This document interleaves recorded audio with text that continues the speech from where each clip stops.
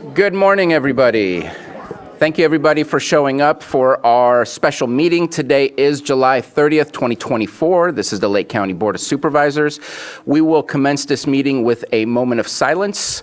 I'm sure you are all aware of the park fire. There is now up above 370,000 acres that is burned. There is about approximately 150 buildings. About 120 of them, I believe, are homes that have been not just damaged, but burned down and more damaged. We all know this reality too well, and I want to make sure that we stand together with everybody that endures this type of trauma, this type of tragedy. Unfortunately, some people in the park fire endured some of the same trauma that our community members endured from having their house lost in the Valley Fire and then having their house lost in the Clayton Fire. There are some people who lost their home in the Paradise Fire and have also lost their house in the Park Fire. It is so unfortunate that the threat continues. We need to work together as a community. I appreciate the work that has been done, but today I'd like to make sure we hold all of those that are evacuated, not just for the Park Fire, but around the state. And also, I believe there were a couple injuries to some first responders, and if we can hold all of those individuals within our thoughts and prayers today.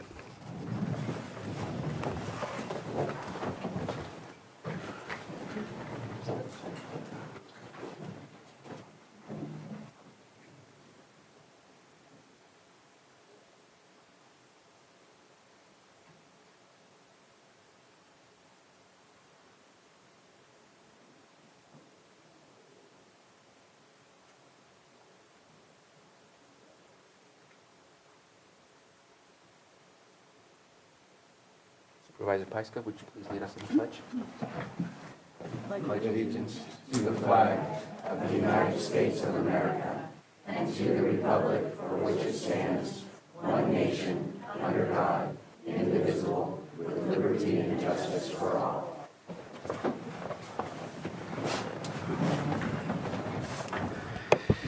And before we go on, I just want to at least try to set the tone a little bit. One of the reasons that I just gave this moment of silence is because we understand the situation. And when we have fires, we help neighbors. Neighbors helping neighbors. We don't ask questions. We see the need. We jump up and help. I've seen people give the skin off their back when they have no skin left to provide. It is amazing what we see when we are involved in a tragedy. And I hope today that we remember that we are all neighbors. We may disagree on things, but when we walk away, there will be a time where we're going to need each other again. And so please be respectful, please be mindful, and let's make sure to talk to the board and not talk about one another. There is a specific topic to discuss today. I know it is very passionate on all sides. I just want to remind each other that in the long run, we're still in the same community and we still need to work together to make our communities great. We are going to open this up with a public input on anything not on the agenda today. I'm assuming most of you are here for the item on the agenda, but if there's any public input for anything not on the agenda, please come on up to the microphone. I see no hands in the Zoom room and no one getting up in the chamber. So we are going to move on to item 4.2, our 9:01 a.m. Consideration of an advisory election to ascertain voter opinion of the proposed name change from Town of Kelseyville to Konocti, and B, consider two proposed resolutions and provide direction to staff. And I'm going to pass this over to Supervisor Pyska. Thank you all for coming on this special meeting date. I'm sure everybody had other plans, but this is a really important topic that we've all been hearing about for a long, long time. So I want to thank everyone for coming here today. I know we have members from the Citizens for Healing. We have members from Save the Name of Kelseyville. We have tribal leadership in the room. And we have a lot of concerned citizens. So again, I really thank you all today for being here and being part of this discussion. I have spent a long, long time really researching the process, reviewing, trying to figure out as much as I could so that I could bring options to this board today, and that's what I'm doing. So last October, the Board on Geographic Names received an application from the Citizens for Healing to change the name of the town of Konocti, or town of Kelseyville to Konocti. The Board on Geographic Names, we'll just call them the BGN today, reached out to our board for a recommendation. And we have, as a board, have not had this conversation. We have not been able to talk to each other. The Brown Act,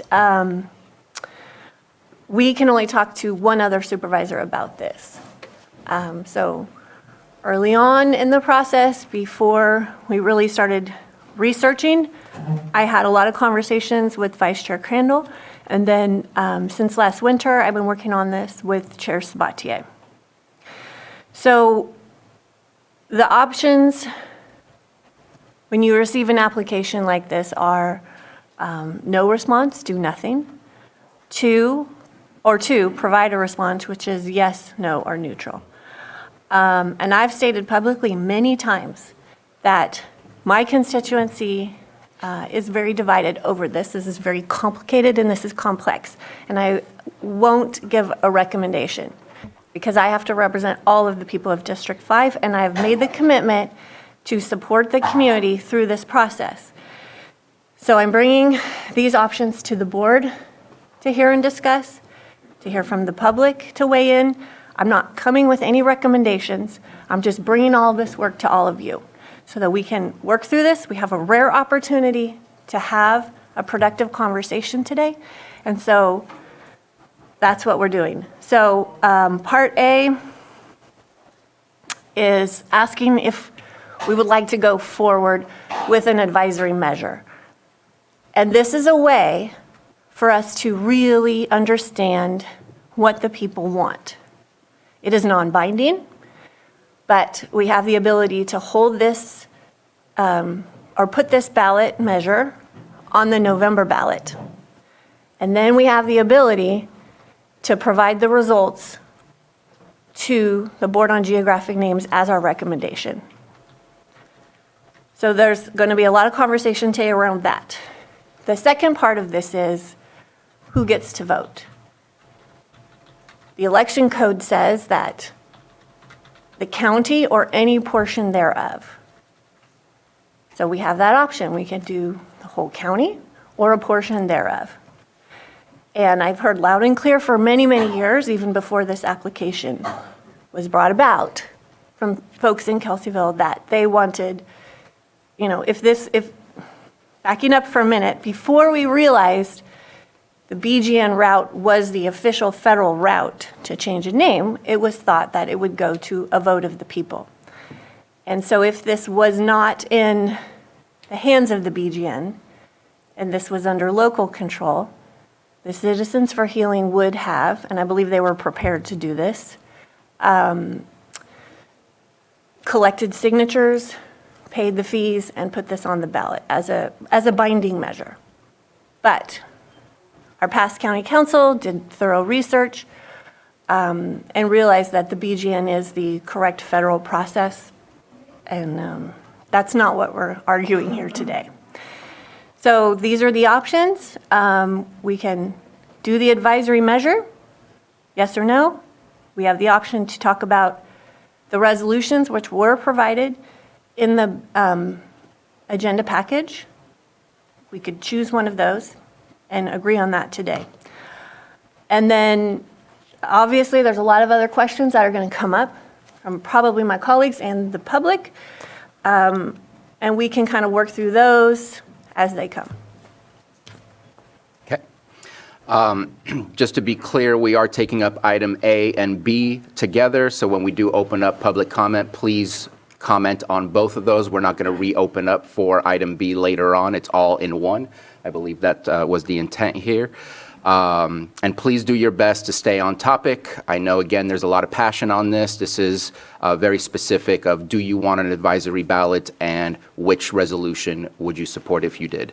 I'm going to open it up for any comments from board members before we open it up for public input.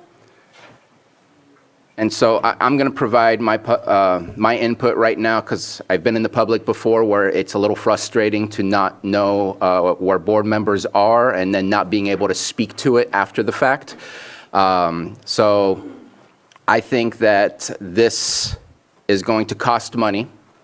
I'm not sure that this is the best use of tax dollars to do. This is not going to get a consensus of the entire people. We know that our percentage of people that are registered to vote that actually go out and vote is not a true representation of the entirety of the community. I know that we've received numerous letters, postcards, emails regarding this topic. And my belief is we wouldn't really see much of a different amount of material than what we would receive from this. I'm concerned about the two resolutions. Number one, if it's the whole county, it's even more expensive. And we don't have an actual price point of what this could look like, so I'm not going to make any assumptions to that, but it's additional material that needs to be printed that's going to be submitted through the mail in order for all registered voters to take action and vote. But if it's solely the Konocti Unified School District, it adds areas. I'm so sorry. I'm from District 2, where Konocti Unified School District, so I apologize. Where Kelseyville Unified School District is going to be used as the boundaries, that covers places that are way outside of Kelseyville, and in my mind, I'm thinking, why are those places okay for them to vote in this, but yet other places outside of that are not okay? So you'd have the Riviera, who are not Kelseyville, you'd have Cobb areas that are not. Well, wait. This is not a dialogue right now, so please, you'll get your turn to speak. No. The community growth boundary of Kelseyville is in one specific area. The zip code is a different area. That is the way that I am seeing it, and I am giving you my opinion and my statement, and I am not going to interrupt you when you give yours. So please give me the same respect. I am concerned on how this is going to be seen, that some people got to vote on it that are outside of the boundaries of the community growth boundary of what is named Kelseyville, versus other people that will be singled out as not being able to vote. So my opinion is it has to be countywide, and the cost of countywide is just way too expensive. And even the Kelseyville Unified School District is a cost that I just don't think should be where we put our tax dollars. So that is my personal opinion on the matter, and I will open it up to see if anyone else wishes to speak. And if there's no pens, Supervisor Green? Appreciate those concerns. I don't think in the end cost is going to be the overriding factor here. I can tell you that I do look forward to today's discussion. I was surprised by the form of the agenda item, and the only thing that we're talking about here is whether it's called an advisory election, and if so, who gets to vote. The alternative I was waiting for was for this board to do what BGN asked us to and give them this board's opinion on what should be done with the name change petition. It is within the jurisdiction of this board, in the absence of any established town boundaries for Kelseyville. It's on us. It's our right and our responsibility to respond to BGN. You know, I don't know what we're going to learn from the election that we don't already know. There's a split of opinion on this. You know, we may learn at 60-40, 70-30, but at the end of the day, that's not going to solve the equity question and what the right thing to do is. Some people in the comments have phrased it as more of a moral question than a geopolitical one. But to the extent we are stuck with talking about the election, let me just double down on that. By skipping right ahead to the election and by essentially robbing this board of its opportunity to weigh in, one practical effect, whether people want to lay claim to it or not, is that one of the most diverse boards in Lake County history, including 2 duly elected representatives who have Native American ancestry, you're asking us to mute their voices and elevating yourselves over their wisdom. And I think that's unfortunate for many, many reasons. I think this board is fully capable, intelligent, thoughtful, and compassionate enough to listen to all your concerns today and still make a recommendation to BGN. So my initial take is none of these options appeal to me, and I'd love to see another agenda item come back at a later date that would allow a BGN response that we can argue about the wording on that. But to the extent we are limited to talking about an election today and the 2 options, In specific, the KUSD district option, which I know some of the advocates here are going to strongly advocate for. I'm just as strongly going to advocate against it, not because of the merits of what you're talking about, but because it would be an inherently unfair election, because a majority of the resident voters in Kelseyville Unified School District live outside territories that are traditionally identified as Kelseyville. So depending on how the discussion goes today, if you really want to lock in on the KUSD option, I am going to ask for latitude from the chair to present some materials illustrating why that would be an entirely inappropriate selection of voting area for a regional election. And I also have prepared some analysis of smaller footprints that are closer to the community growth boundary, or also what's called a census designated place in the U.S. Census. But the more you shrink the footprint, ironically, the less diverse the vote gets. So I want to hear about that tug of war. If you really think the election needs to be limited to only Kelseyville residents, but there is no definition of what the town of Kelseyville is, somewhere between the CGB and the 10,000 square miles of the KUSD district, including Buckingham and Clear Lake Riviera, who gets to vote? And I don't think that is a good question to tackle, because I don't think there are any good answers. So if there is going to be an election at all, I'm going to express my preferred alternative for countywide, if that's the way it has to be. I'm just stating that right now. If you have questions about why I think KUSD is fatally flawed, again, I have maps, I have illustrations, I have voter registration figures to explain that, but I don't want to burden your input right now. I just want to see where the discussion goes. So if we do end up leaning into the KUSD option, I would ask for some time to respond to that. Thank you. Okay.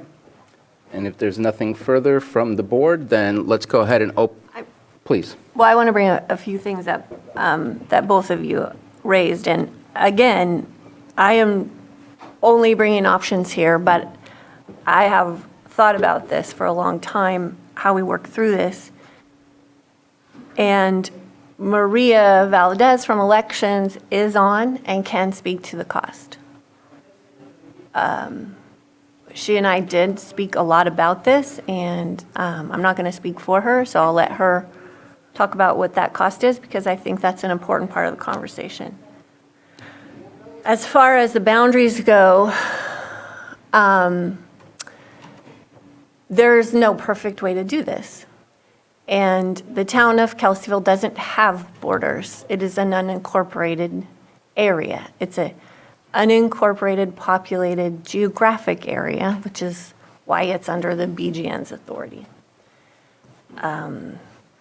There are a lot of folks that live in the Kelseyville zip code that use it as their address. And although this decision does not impact the zip code or anyone's address, that is a separate process. And we have no way of knowing if that process will be initiated from a decision by the BGN. There was some email exchanges that said that there are members from the Postal Service Board on the BGN, so we just don't know. So I'm letting everyone know that came across in emails, and I'm being transparent in every way possible about working through this. So in order to put this on the November ballot, we need a defined zoning or voting district, and it was not possible to put together the zip code, Kelseyville zip code area. That would take many months to develop that voting district. So I looked at what we did have. And the school district boundary is, again, not a perfect option, but it is an option that we can move forward with. The fire district boundary is a little bit bigger and stretches more into the Lakeport area, so that's not a perfect option either. Maria can speak to the cost, but the cost is very low because we already have a countywide election happening in November. So if we were to push this off to another date and develop a special district for voting, and Maria again could speak on that, the cost of doing a countywide election could be $250,000 to $300,000.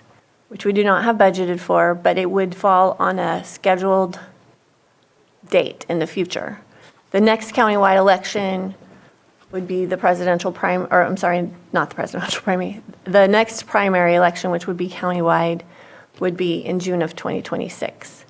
So if we were to move forward with a ballot measure, I think sooner the better. We've all been through a lot.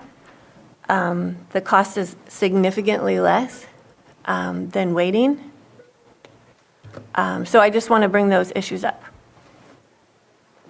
Okay, you mentioned cost and our registrar of voters, Maria Valadez. Wondering if Maria wishes to speak on this.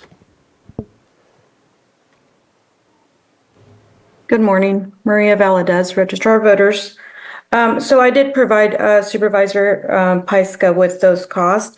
In March of 2024, the election cost for a countywide election was $300,000. And only one small district joined that election. So their share of cost was approximately around, I want to say $30,000 because I don't have that number in front of me. In November of 2022, there was 11 districts that also consolidated with the November election, and that cost was $322,000 for a countywide election, including those 11 districts, with their shares. So a special election for countywide could cost anywhere from, and I said $150,000 to $250,000, depending on, I didn't include labor because we're already working, but we would have to hire extra help employees and then probably work on defining a specific district if that's what the board so chose to do. So there is an election already. It could cost anywhere, I can't give you an exact amount because I don't know what that cost is going to be, but a countywide election is already there. So it wouldn't cost a significant amount. And I would want to say it wouldn't cost more than $50,000, I wouldn't think, just to add it for countywide. As far as a single district, Kelseyville is already having a district election, the school district. So we would just be adding to that district boundaries, the additional cost. Again, if we have to define more districts or more precincts, that could cost more because now we're creating a smaller or, portion and a different ballot type. So that's how our office, conducts election is by ballot types, is what's on the ballot and how many various ballot types do we have to create. The smaller the order, the higher the cost. So I just wanted to provide that information to you. Thank you very much. So I've done a quick head count of what I see in the Zoom room, which only has been increasing, and what we have in the chamber. And Vice Chair Crandall. Well, since I've been put on the spot, I'm going to state that I would like to hear input from everybody first before determining the best route.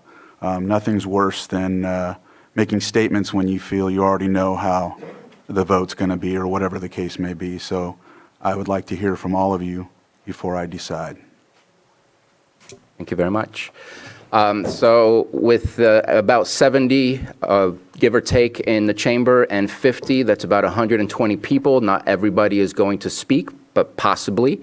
If everybody got their 3 minutes, that's approximately 360, and that's looking at about 6 hours worth of potential public comment. So I would like to limit public comment to 2 minutes to try and make it a little bit more efficient so that we can come back to deliberate and to eventually make a decision today. And at this point, I would appreciate no repeats so that we can stay within that time frame. When we hit the 2 minutes, I am going to ask you to finish your comment. I don't want to cut people off, but please do so and try your best to be as brief as possible once the 2 minutes are over so that we can try to stay within that time frame. Supervisor Simon. Yeah, appreciate it. Good morning, everybody, and everybody on Zoom. Yeah, very delicate conversation we're going to have today. It's been kind of building up to this point, I think. I'm always straight up and just right to the point. If we're going to do anything today, it would have to be countywide. I want the opportunity for the indigenous people that have been here forever to see where we stand in this county. Every vote that we've taken, I think I know the outcome already, but I want it on the record. I want it on the record. I walked through these halls, I've heard how racist this community is, and I've seen and tried to work together and bring it together. I want to see if we've learned anything in the past 400 years here in this country, in this county, how we move forward. I want it on the record. And I appreciate the conversation. We haven't had a chance to talk about this. You know how passionate I am about being a tribal leader, the first one in this county's history. When I took that job on this board, I did it for everybody, not to silence one voice and to give an opportunity. So with this vote, if that's where this board's going to go, I want it countywide. I want it on record where this county stands with the indigenous people that lived here and have been here before it was created. This is an opportunity for me to really understand what kind of community I walk in and what kind of people we have here. I think we're moving in the right direction, but this vote would solidify my thoughts on that. You know, it was the 8 years I committed as a tribal person to work hard to be elected to this board, and believe me, it wasn't easy. First thing I had to challenge was whether or not I could even serve as a tribal person in this county. That was the first thing I was hit with when I ran for election. You know, and that was a serious question. I couldn't believe it was asked, but I am a goddamn American citizen. I have an opportunity to work through this opportunity to be where I'm sitting, and I want this community really to take this vote countywide. So I understand the county that I live in, and I'll have to keep working if it doesn't pass. And if it does pass that the name is changed, then we are going in the right direction. So that's my thoughts. Countywide is what I'll be voting for today. I'd like to hear everybody's, opinion. I got friends in here that we differ on things, at least on this issue, but I do consider them friends. If politics are going to divide you like this country does, makes no goddamn sense to me, because we got to live together all the time. We take care of each other's children. We coach, we volunteer, we do these things, and we come together in disaster. That's why I still have hope, because I've seen us all stand in the same room when our houses have burned and things are going on. So that's where I am today, and I do appreciate your comments. I do appreciate your comments about silencing a voice, because I imagine it's scary for some folks to have two tribal representatives on here when you're having that discussion. But I don't think I've ever done anything as I've sat up here to just not think about what I was doing when I was taking a vote. Went through a world pandemic. We didn't agree upon it, but the thought was to try and save lives during those decisions. So that's where I come from. Mook Simon's not a bullshitter. I'm not a politician. I didn't run again. I served my time, which I thought after the devastating fires we had, and I hope for the best. And I'll continue to do that as a leader until I'm not here, and I'll continue that on my tribal leadership in this county. Yeah, we were here before the county was created, but everything we do as tribal leadership, it's to make our county better. Most of our employees are non-tribal, both in the government side and our businesses. So we do what we think is right, and we've done that since the day, I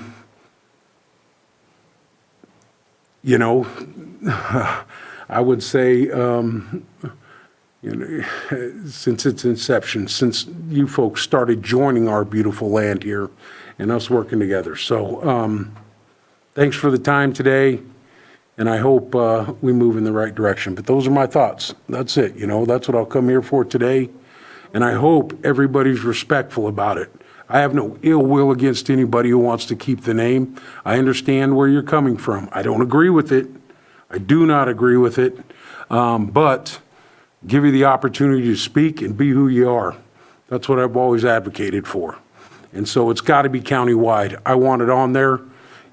I will say it now. I think I know what the outcome will be if it's countywide, but I want it in a vote, and I want it stated where this county stands with its indigenous people. So that's it. That's what I have to say today. Thank you for your time. Whether you like it or not, that's what it is. Thank you. Thank you for your comments.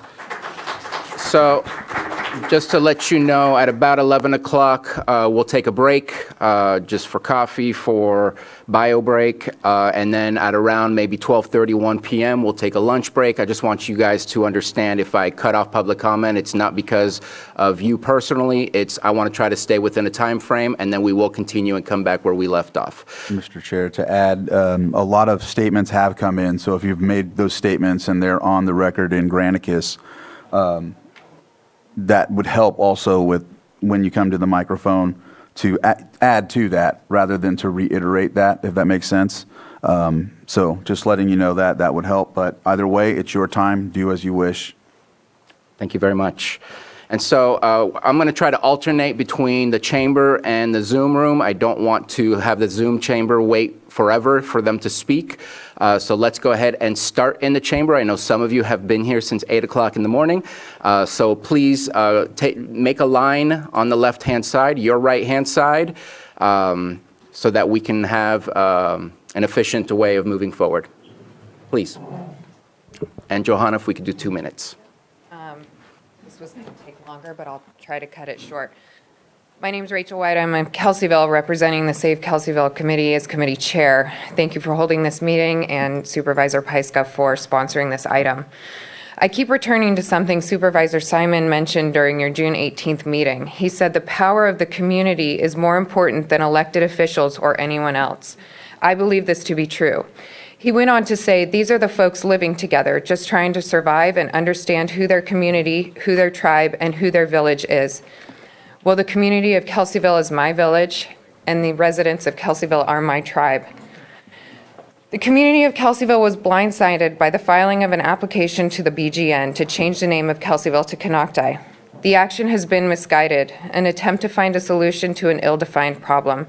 Under the guise of healing, the proposed name change has proven to be inflammatory and deeply divisive, creating new tensions and reopening old wounds. Opposing the name change does not mean we do not acknowledge the pain associated with the events that transpired on this land before our time. We cannot pretend to know another individual's experience, but we can aim to understand one another better through open dialogue. It will not be until this discussion of the proposed name change ends that we can meet in the middle and explore this pain and begin to understand what true healing entails. I was fortunate to attend the most recent Bloody Island sunrise ceremony. Forgiveness was the overarching theme that morning. Forgiveness. The name change proposal is not about healing or forgiveness. It is the sanctimonious act of forcefully removing the name of our home, hurting us to palliate the hurt of another. Our town has been officially designated Kelseyville since 1882, over 140 years. There are more than 10,000 residents of Kelseyville. Kelseyville does include Buckingham and the Riviera. Every resident, property owner, finish your business comment. owner will need to amend property titles, business or trade licenses, rental agreements, vehicle registration, wills and trusts, bank Please finish accounts, your comment. insurance, and billing agreements. And any other legal document that identifies Kelseyville. The Save Kelseyville Committee. I need you to finish your comment. I understand. Everybody's getting 2 minutes, and I'd like to know what your thoughts are A and B before you finish, I because you have understand. not hit that. The Save Kelseyville Committee recommends that the advisory vote be included on the November 5th, 2024 ballot for the citizens of Kelseyville as defined by the Kelseyville Unified School District boundaries. And as committee chair, I've been given authority to speak on behalf of a number of individuals in this room. Out of respect for your time, I would like those individuals to stand and raise their hands. And while everyone is prepared to speak, Ma'am, you're way past your 2 minutes. yeah, I understand. And I'm just everybody- saying, if we can bypass many people's public comments as they would just be reiterating what I've said. Okay, I appreciate it. Thank you.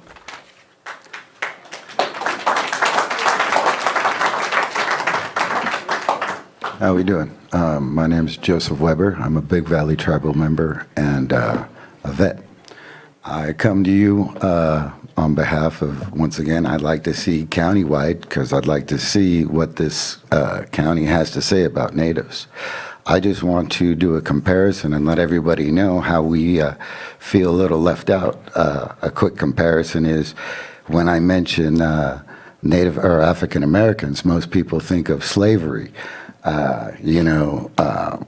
genocide and all that. If I mention Jewish people, once again, we think Hitler, Nazi, slaverism. But if I mention the Native community, most people think alcoholism, casinos, broke down cars. I'm just wondering, where is our lost children, our stolen stuff?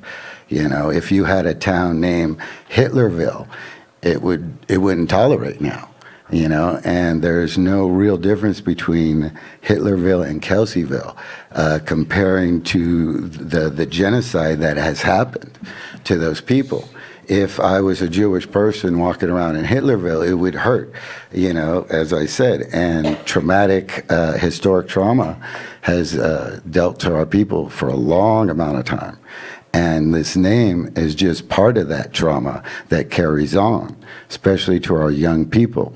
It's time to come together as a community and show the younger people what change is about, like Germany has done, how they teach and you have museums on this. There's a place for Kelsey and an educational side, so this never happens again. Once again, I appreciate your guys' time. Thank you.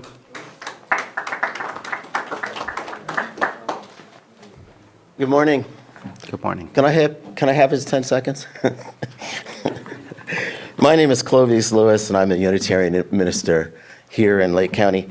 Yesterday, I interrogated an online chat GPT AI program as an experiment.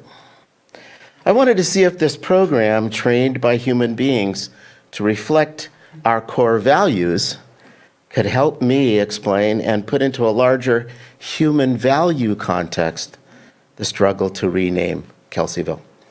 So I asked the AI system this prompt: provide me with a list of towns or cities in the world named after founders of those locations who committed genocide. And it came back with 1, 2, 3, 4, 5, 6. 3 of them were in the Republic of Congo, 2 were in Rwanda, 1 was in Bolivia, and the other one is in Namibia. And it also said, it is important to note the names of these places often reflect the perspectives of the perpetrators or colonial powers rather than honoring the victims or recognizing the historical injustices.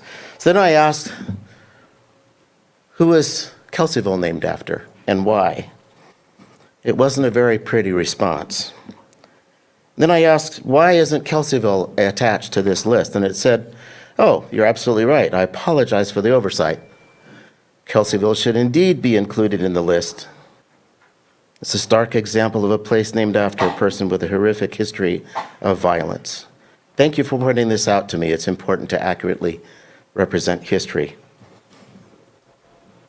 Ultimately, the decision to change a place name should involve, as we are doing now, meaningful consultation. But before I conclude, I would like us to consider the moral implications of what we're looking at and how the rest of the world responds. And please finish your comment. I'm just finishing. How does the rest of the world see us?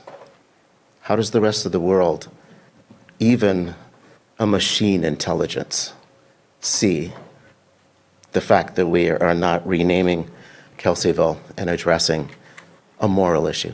Thank you. Thank you very much. I appreciate the comments, and I know that there is no way to extrapolate the saying yes or no in favor of name change or no name change, but I want to make sure that we also hear from you about what's being asked today, which is the ballot measure. Is it a yes that you want to see it on there? And what version of the resolution? I want to make sure that we hear that from you as well. I know we can't separate them. Absolutely. Okay. It should be voted for by the whole county. Thank you. Next, please. Hello, my name is Esther Wallace. I am also a Unitarian Universalist minister and a regular service leader of the UU community of Lake County, which meets in downtown Kelseyville. I live in Kelseyville. I came to Lake County about 2 years ago for the first time with my spouse, and within 3 days of staying here, we knew we wanted to move here and make home here. And it was also in those first 3 days that I learned of the history of the name Kelseyville when I looked it up on Wikipedia. And I was sad, disgusted. I was so happy when we moved here and I learned that there was this initiative, this conversation about renaming and moving forward. I think too often we speak about Indigenous peoples and the violence that they have endured in the past tense, as if Indigenous communities still aren't here, as if that pain still isn't being felt. And so I was delighted to know that this community might be doing something differently than most places. I am concerned about costs. I'm concerned about us holding a vote and being able to center the voices of those who have been most historically harmed and marginalized. So if this board votes in favor of holding a vote, I would be in favor of it being countywide. So as Supervisor Simon says, we know where everyone stands on Indigenous issues. We know what the work will be to move forward, and we know what kind of healing must be engaged in. With the remainder of my time, I want to say that I'm not convinced that holding a vote is doing the work of being in restorative healing with one another. And that is what I would invite this board to consider how we can continue doing, how we can be in meaningful repair, those of us who are not Indigenous, how our communities can learn to understand one another, and how we can learn to make repair. Thank you so much for your time. Thank you very much. Sir, after you, I'm going to switch over to Zoom, and then I'll come back to the chamber. Hey guys, my name is Richard Booker. Been here since the early 70s. I agree with Moak on most of his version of what's going on. I don't believe the county is a racist county. I think there are racists in the county, but I've seen too much love in this county to let that stand without saying something. On the other hand, Bruno, I didn't hear anything from you regarding the open wound. That's obviously here. I heard a lot of concerns about money. So as the chair, I'd like to hear from you on your thoughts on this obvious open wound. Some history belongs in books. This is a constant reminder of very painful history. This needs to be a countywide vote. There are people affected all over this county. I ask all of you and you guys, this needs to be countywide. Thank you. We're going to go to Zoom real quick, and we'll be back in the chamber. We're going to start with Jacob Gill.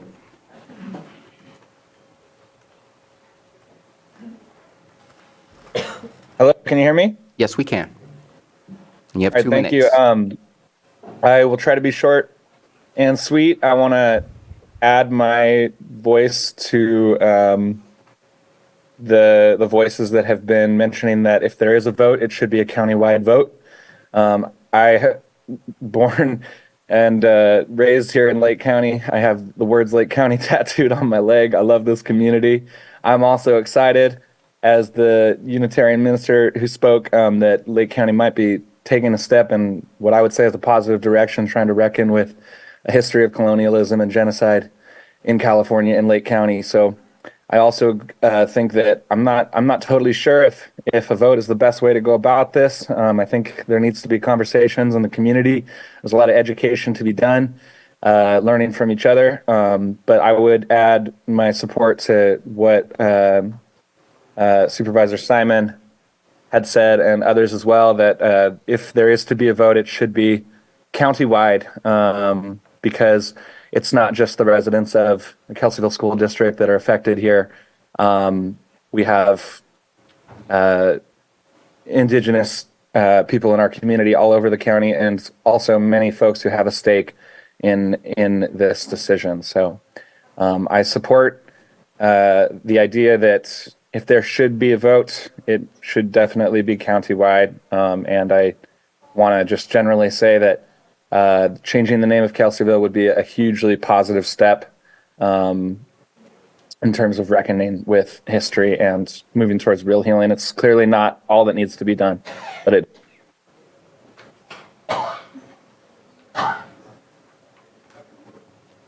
Are you done, Jacob? I feel like we lost you.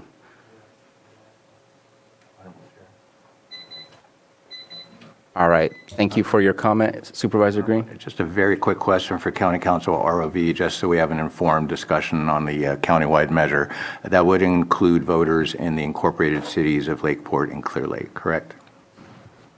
And if you don't have an immediate answer, I think we would like to know that sooner than later, but I think that's my assumption is that it would. So just want to clarify that as we advocate for against a countywide, whether the cities would be included in that.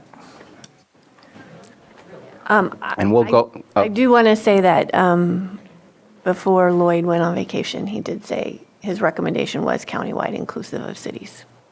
Okay. And we'll go ahead and write that question down and get back to Ms. Valadez to see. We're going to move on to Zoom. Fred Briones, you have 2 minutes. Hello, thank you. I'm calling in here from my Lilac home here, which now they call it Kelseyville. I do not support any of the votes, no votes. I'm actually quite disappointed that the Board of Supervisors, it is your job, it is the law, that you must make the decision for the name change.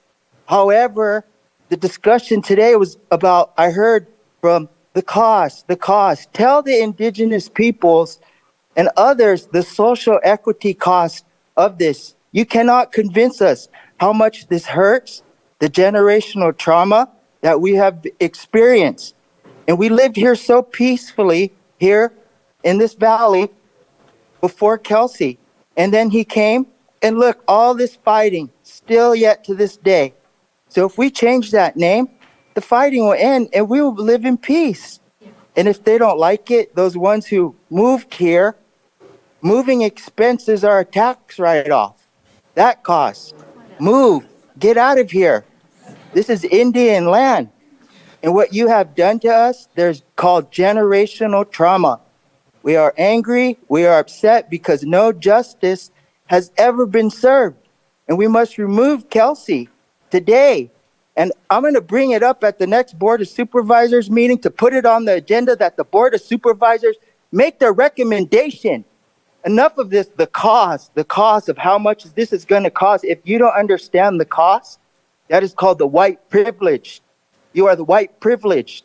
And I'm so disappointed that my District 5 representative brings that up, the cost. She doesn't understand, and she is obviously the white privileged. And we must end white privilege. And I want to make a prayer here while I'm on top of my house. And your 2 minutes are up, sir, if you can finish. That my chairman, Flamin McLeod, replaces you, District 5, and he becomes our representative. This is Indian land. Thank you for your comment. Next is Sky. And then we'll go back to the chamber.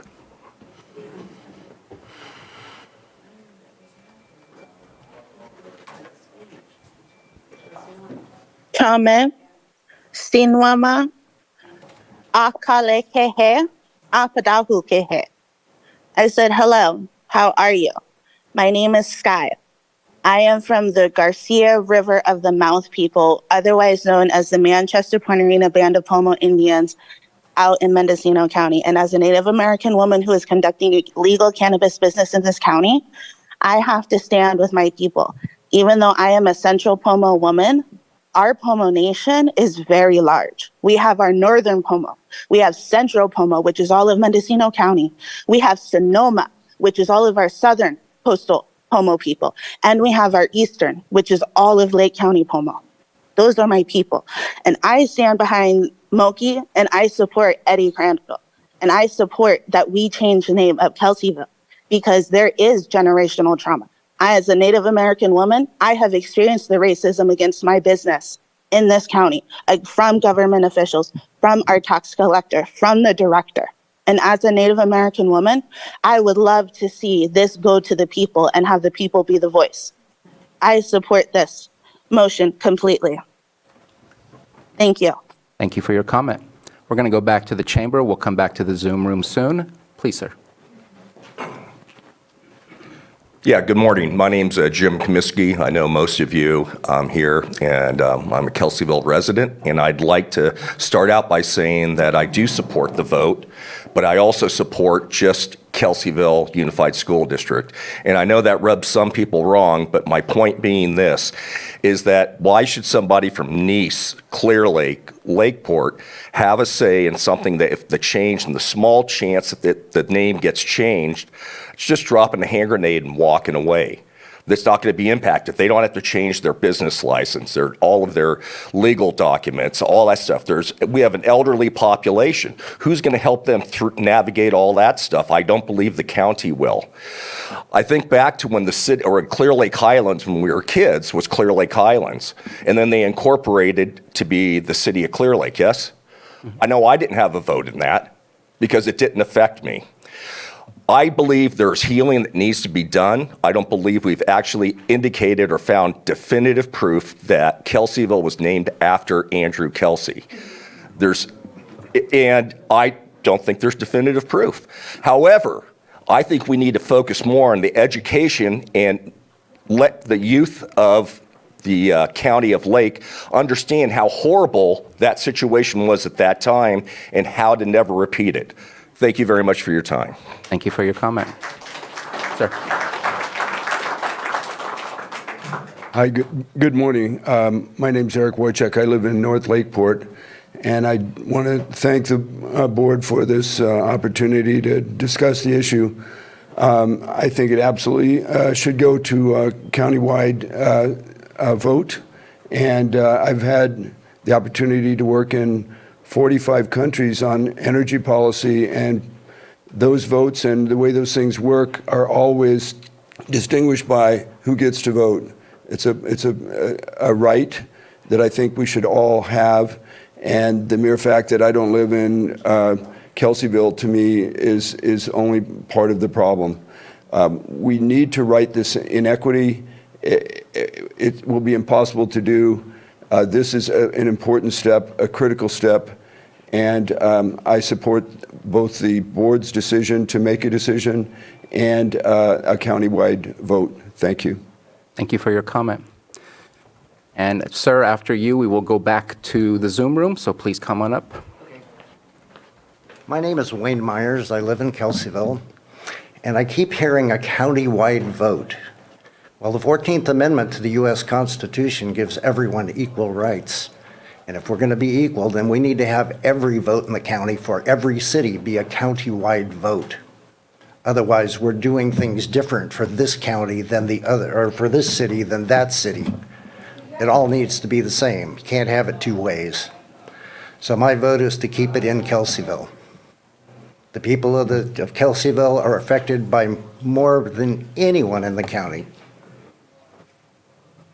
Sounds to me like the vote's being padded by the people who want a countywide vote.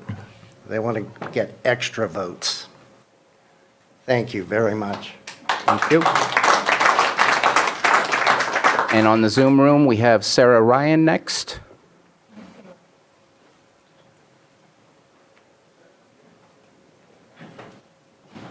Good morning. My name is Sarah Ryan, and I am calling as a private citizen who lives in Supervisor Crandall's district. And I don't believe that this should go to a vote at all. I think if it did go to a vote, there are a lot of people who are very nostalgic about the name and are supporting their friends who live in Kelseyville. And it's entirely possible that we would lose the vote in terms of changing the name. And I don't think that this is something that should go to a vote because Kelseyville has been identified by many people, including the local tribes, some of the local tribes, as being an offensive name. And AB 2022, Assembly Bill 2022, for the state of California has already identified that no geographic feature or place name in the state of California should have a name that includes racial and sexual slurs and stereotype targeting Native Americans, which perpetuate prejudice, disparage racial minorities, and contribute to the current crisis of missing and murdered Indigenous people. So there's already a law in the books that says that names can be changed if they fall within these categories.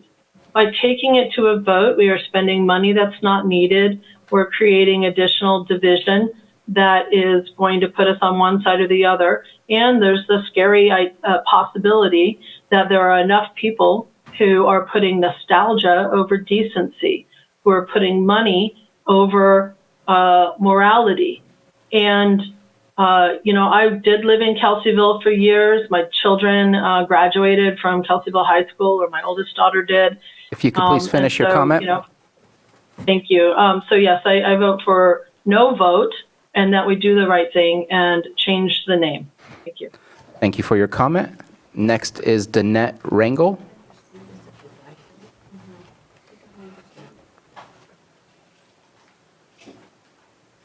Good morning. My name is Danette Rangel, and I'm a tribal member with Big Valley. I just would like to say thank you to the Board of Supervisors for hosting this. And I agree with that one county supervisor on the far right, I think it was. He said that they're confident enough to make that decision on our behalf. If you guys do make this a ballot, put it on the ballot, it's just going to divide the community even more. I think you guys as a board should make that decision for us, just like my cousin Fred said. I agree with that as well. And if you guys do decide to make it a ballot decision, then I agree with our Native Americans that they should have input on it. It should be a Lake County vote. I heard a lot of the community members of Kelseyville saying that the others are not affected, but if voters of Lake County are going to be able to weigh in on this matter, it should be a county-wide vote. If it's limited to only Kelseyville residents, it would be considered discriminatory. That's like asking only the Native Americans whether the name should change or not. It's unfair and unjust. Kelseyville residents are not the only population that was affected by the intergenerational trauma from the 1800s. Some residents have recently moved here and aren't affected in that aspect.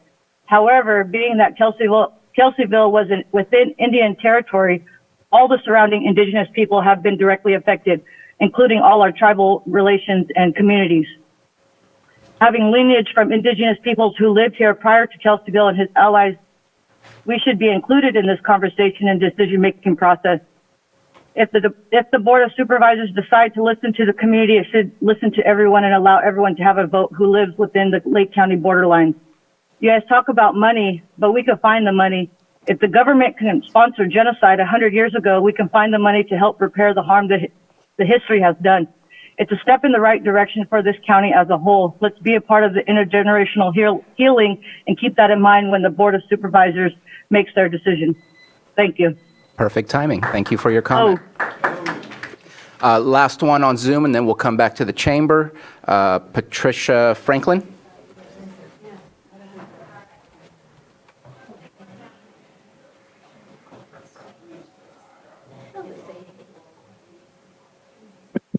Hello, good morning. My name is Patricia Franklin, and I'm from Scotts Valley Band of Pomo Indians. Someone mentioned reopening old wounds. As a descendant of Chief Augustine, who was a victim of the brutality and slavery of Andrew Kelsey, I want to let you know the wounds are not old. They are present here every time we see the name plastered everywhere. The pain is here with my people, my family. I think the Board of Supervisors should make the decision. But if a vote must be made by the people, it should be countywide. Because of historical atrocities, the Native population is low, and a vote may not give the people who this affects a fair chance, my people, for the healing that comes with the name change. Thank you. Thank you for your comment. We're going to go back to the chamber, please. Makakachin, Batale Hintohe. My name is Jaime Boggs. I'm from the Robinson Rancheria, and I also come from Chief Augustine on my grandmother's side.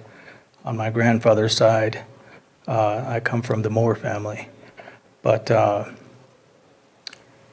There's a lot of intergenerational trauma involved in this process, and we're here to heal.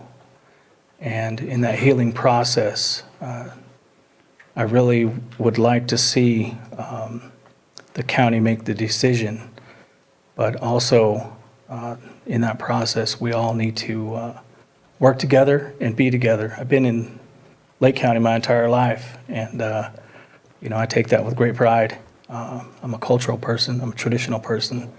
I'm proud to say that we still are involved with all of our traditions and cultures, but we can all make that decision. We can all hold hands in the end, and that's my objective. Thank you. Thank you for your comment.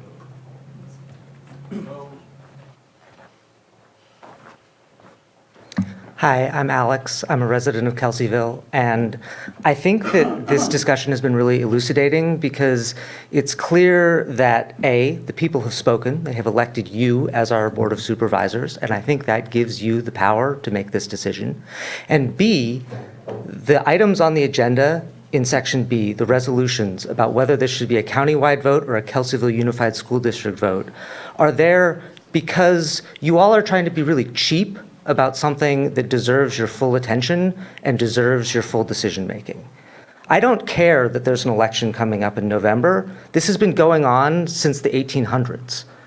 That's not a good reason to slap together a boundary around the Kelseyville Unified School District and pretend that those are the only people impacted.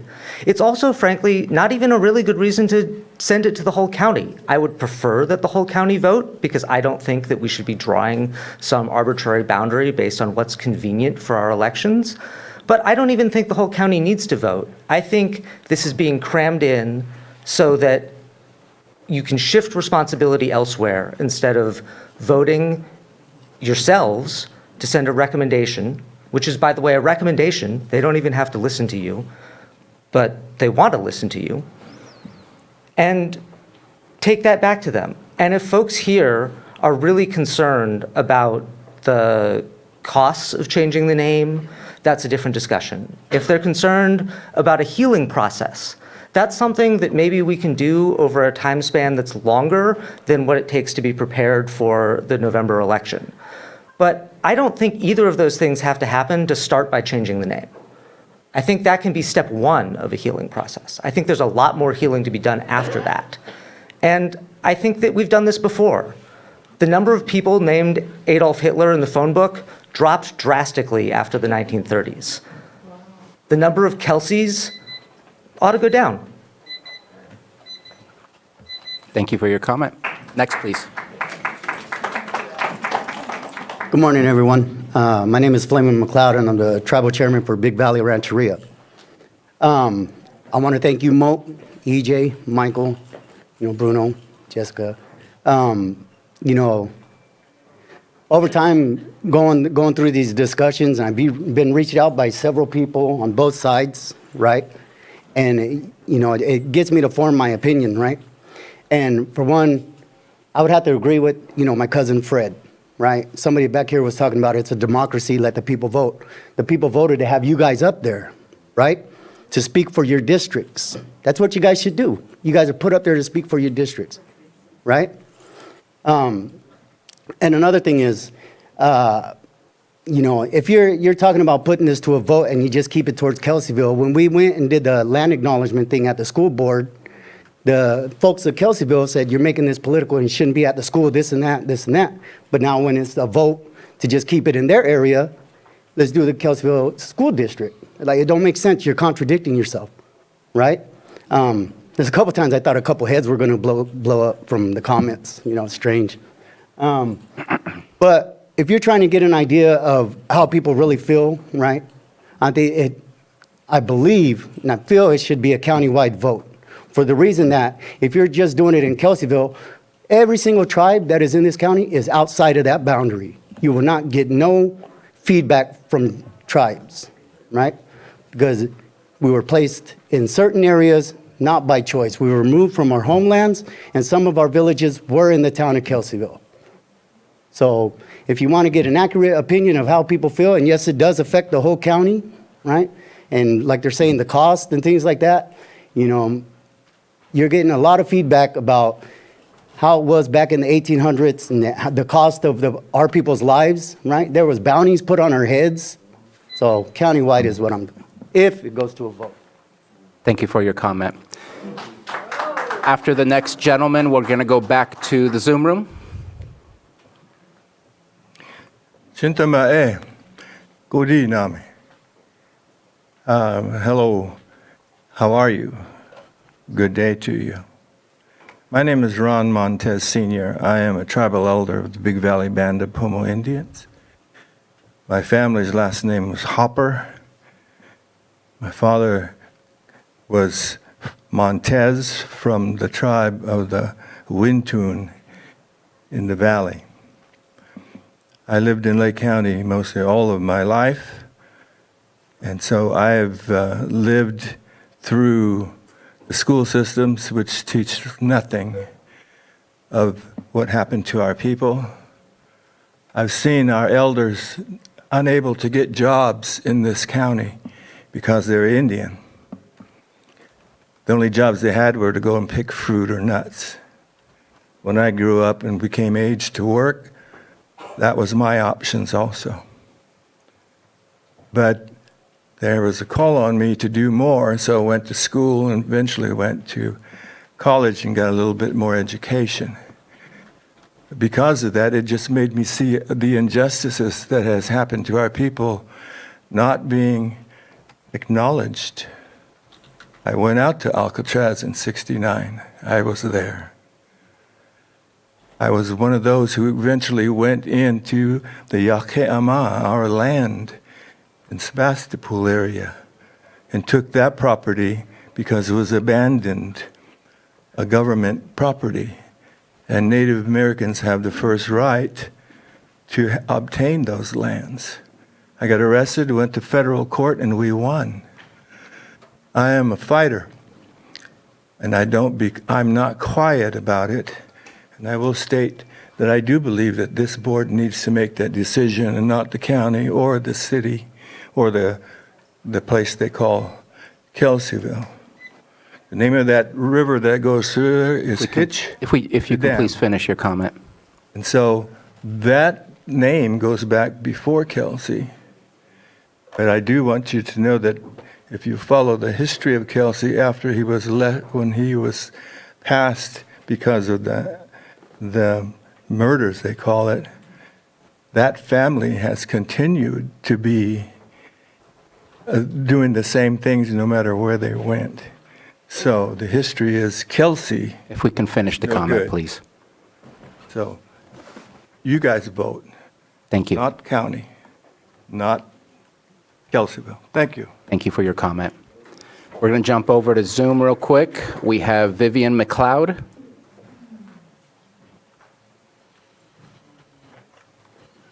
And if you wish to speak on Zoom, and I apologize for the interruption, if you wish to speak on Zoom, please put up your hand, or else I will not go back to Zoom if I don't see any hands. Sorry for the interruption. Please go on, Vivian. Good morning, everybody. Vivian McLeod, Tribal Secretary, Tribal Member, Big Valley Band of Pomo Indians. I'd like to say thank you for everybody who's there today. Unfortunately, I couldn't make it. But I would like to say that I support my brother, Flamin McLeod, Chairman, he had said, Danette Rangel, Patricia Franklin, that the Board of Supervisors has a responsibility to represent this topic, make a decision. That's your duty. Please do so.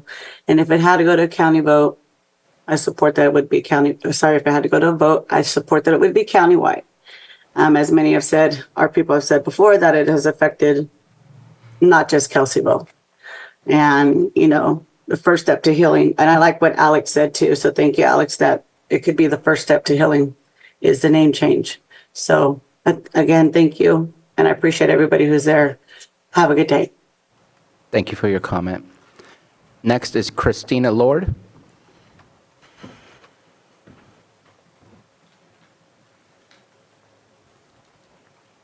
Good morning. My name is Christina Lord. I'm a resident of Middletown, and I'm a tribal member of Middletown Rancheria, and I am in support of the Board of Supervisors making this decision, not the county. But if it does go to vote and we have in the county, I think it should be the county. But the Board of Supervisors should have the say.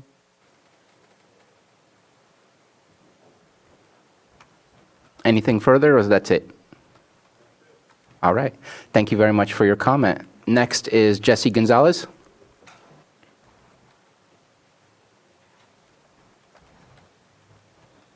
And then after Jesse, we will go back to, Jesse seems to have disappeared.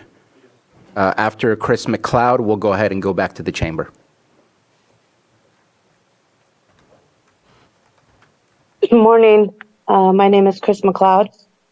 I am a Big Valley tribal member. Thank you, board, for bringing this discussion to us. Much respect to all 5 of you. I would like to say that I support what Sarah Ryan and several others have said. It is a board duty. I believe that the board should make the decision. Once again, if it does come to a ballot, I would like to see this on the November ballot. And I too would like for it to be a countywide availability to vote on. I am a resident of District 2, which is Clear Lake. But my family members and where I have lived most of my life has been part of this horrific genocide.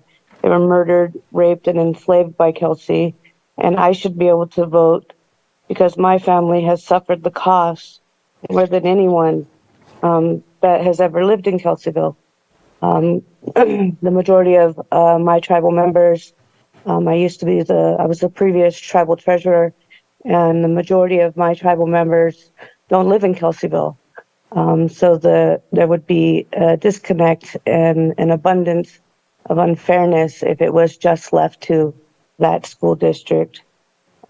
So once again, I would much rather see the board, who has been given the vote of the people and the right to change the name and make the decision to change the name or not to change the name themselves. And again, if that is not to happen, I would like to see it on the November ballot, countywide availability to vote on. Thank you very much. Thank you very much for your comment. We're going to go back to the chamber. Jesse, I see that you popped back up. We'll get to you first when we come back to the Zoom room. Let's go ahead and go back to the chamber. Hi, I'm Barbara Green, Kelseyville resident, and I just wanted to read you an email I received from the BGN on April 11th. And what Jennifer Runyon wrote to me was, it's really critical that the County Board of Supervisors solicit local input and that they represent the wishes of the community when they provide their recommendation to the California Names Committee and the US BGN.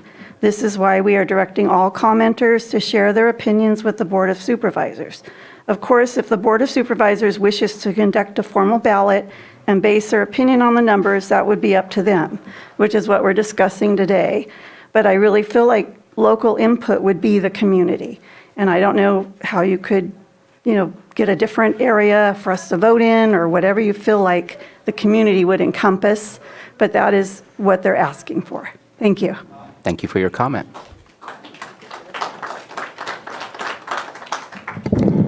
Small update, Kyle Bill.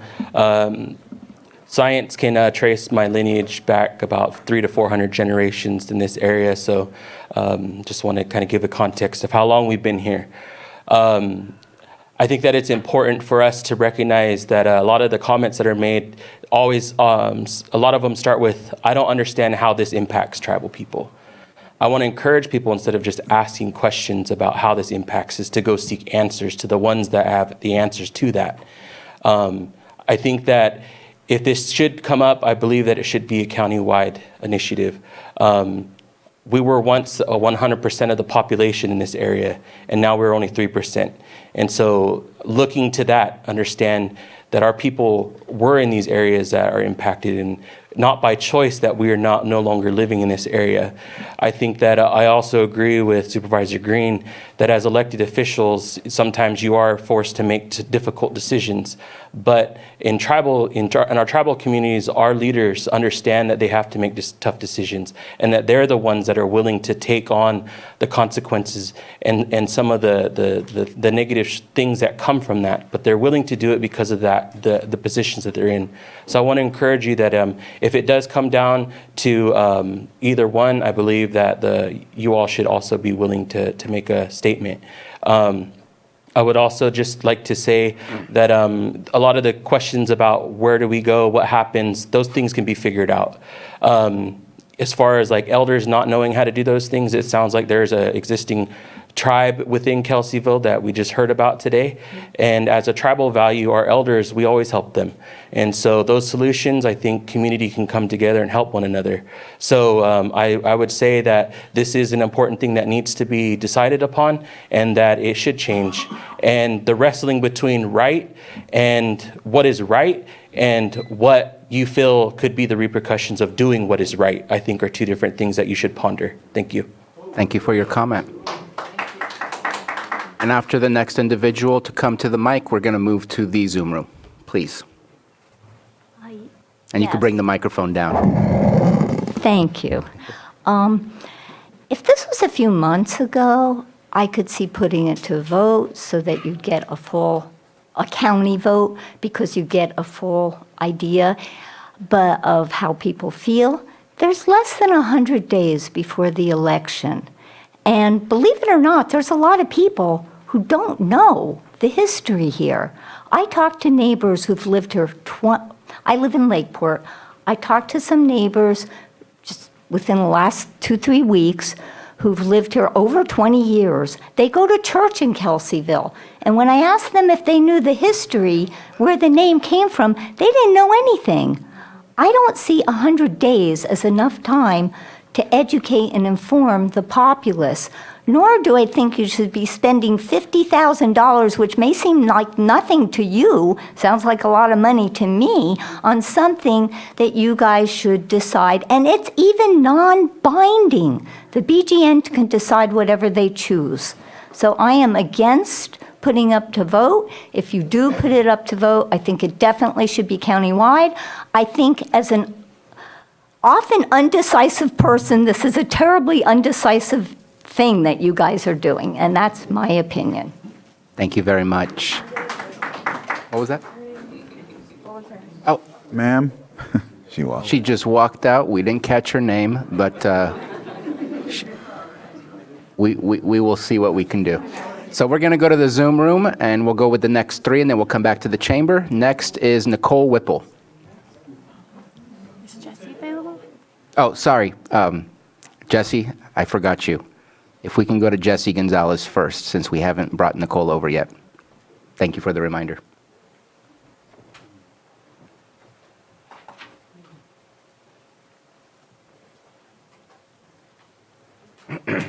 Are you able to hear me? We can hear you loud and clear. Okay, my name is Jesse Gonzalez. I'm the vice chair for the Scotts Valley Band of Pomo Indians.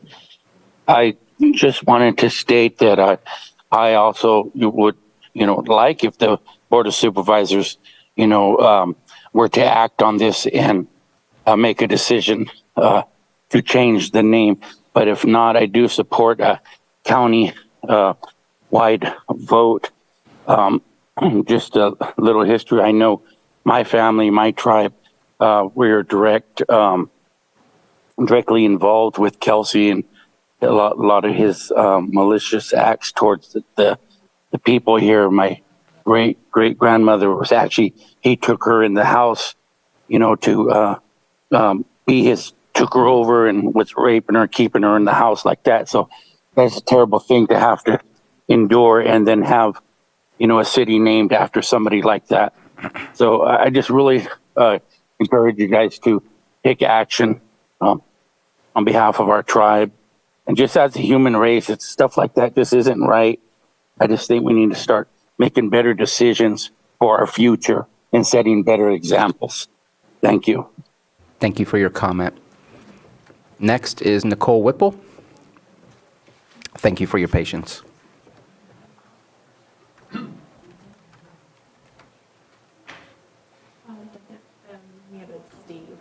Oh, looks like Nicole disappeared and we got Steve. Steve, it's yours. Good morning. Steve Stanglin, Kelseyville resident.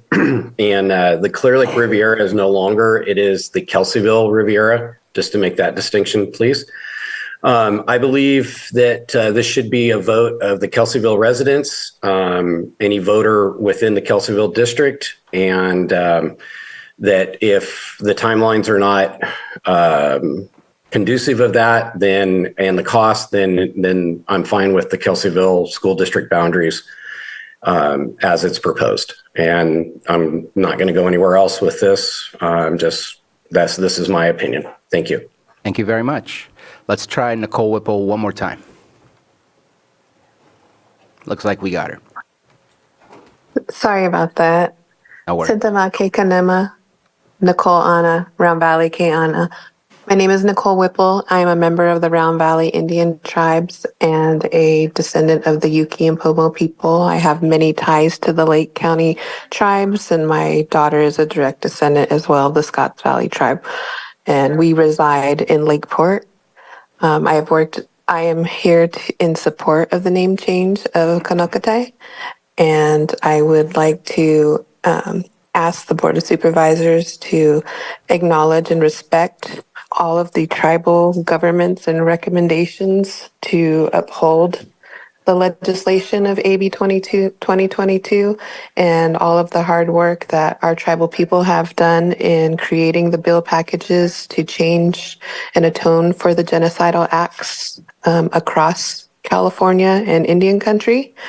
And so, I really feel for the people who are asking that as supervisors, you take that upon yourself to make that decision to do the right thing and uphold the laws and the things that we have already accomplished in Indian country with these bills. As we have worked on my tribe, I was able to work on the name change of Hastings Law School, and it does hurt. It's hard.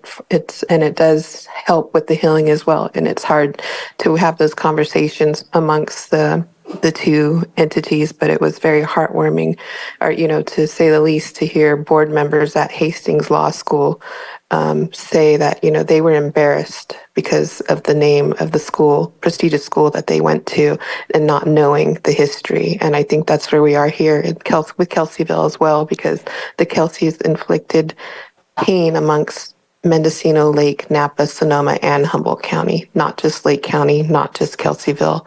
And if a vote must be taken, then I do agree that it needs to be the entire county of Lake. Thank you. Thank you for your comment. And we're going to go back to the chamber, and we'll do the next three, and then we'll come back to the Zoom room. Good morning. My name is Lorna Sides, and I'm the proponent of the name change with the USBGN. And I just wanted to mention that I've had a nice life. I've worked most of my adult life, but I've never been asked to, as far as I can remember, to swear an oath to uphold the Constitution. A lot of people in this room maybe as well, and in the county as well.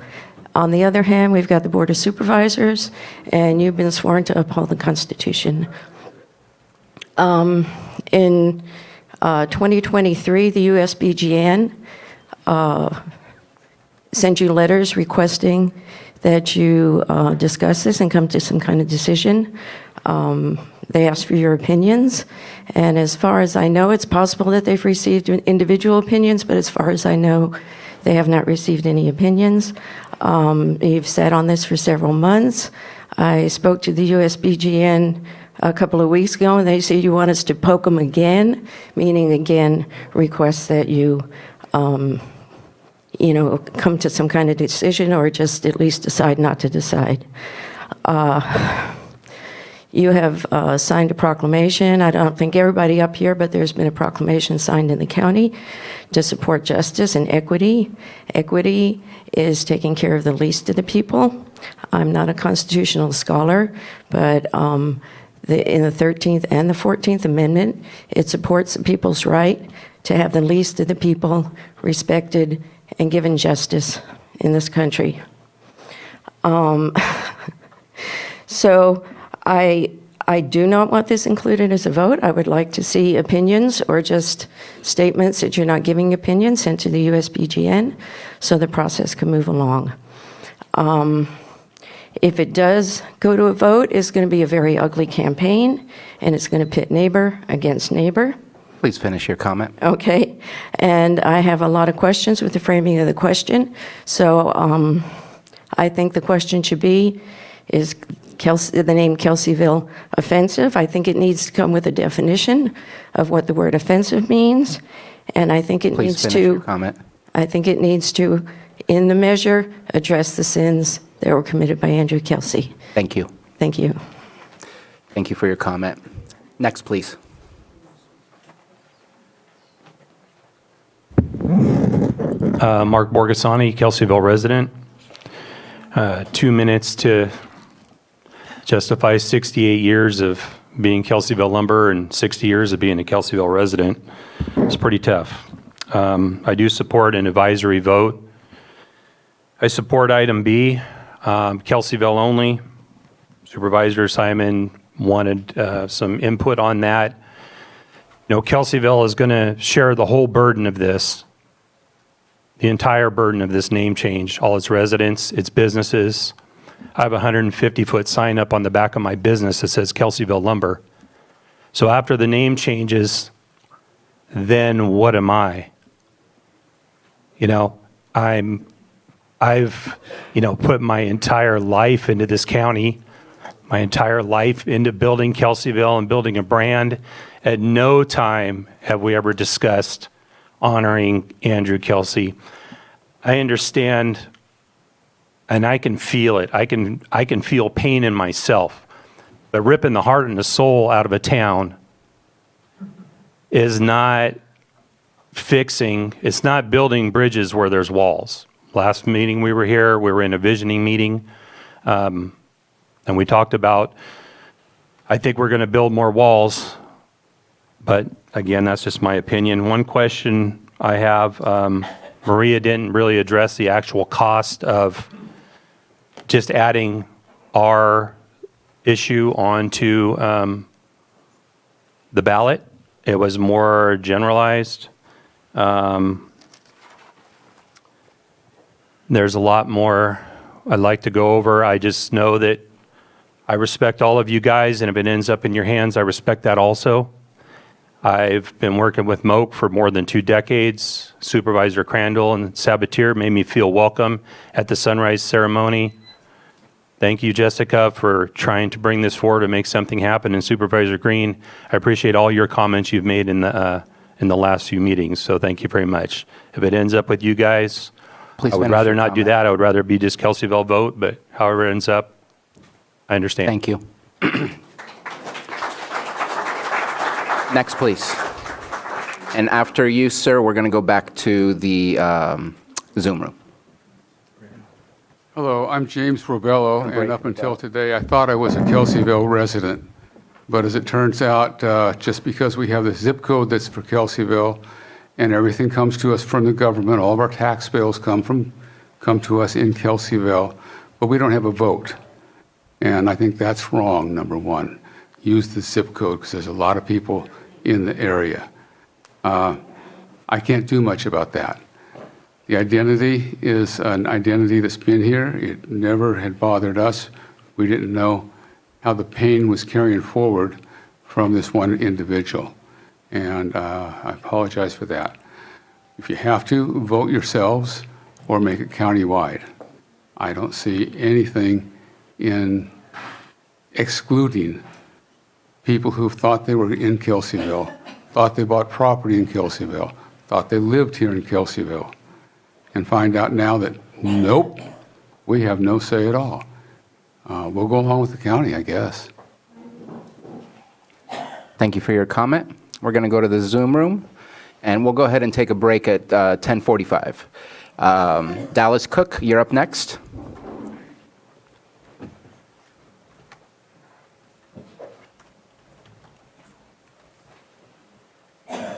Here we are. Can you hear me now? We can hear you. Okay, good. My name is Dallas Cook. I chose to send. We've lost you.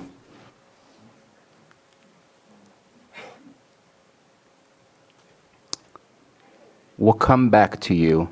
Let's go ahead and move on to Anthony's iPhone.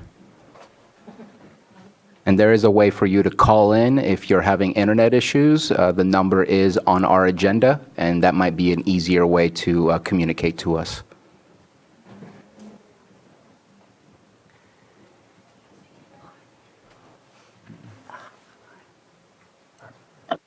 Hello, can you hear me? Hello, we can hear you. Excellent, thank you. So my name is Anthony Gordino. I live in the Kelseyville Riviera. I too am kind of shocked that we just learned that if it stays to a Kelseyville vote, we wouldn't have a vote. I think this vote should be countywide because what you're doing by making it just Kelseyville is reinforcing to the native population here in Clear Lake that they don't have a vote and they don't have a voice, and what they say doesn't matter.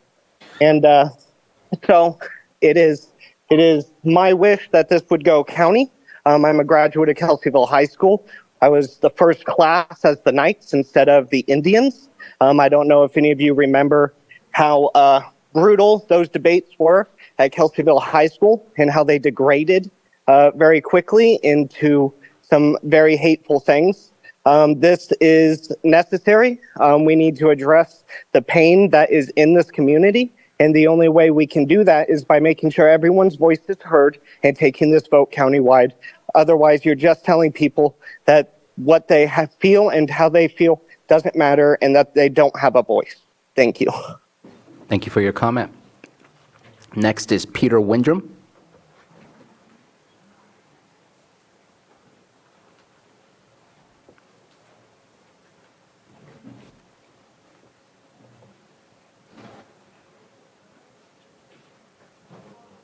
Peter, you're still muted.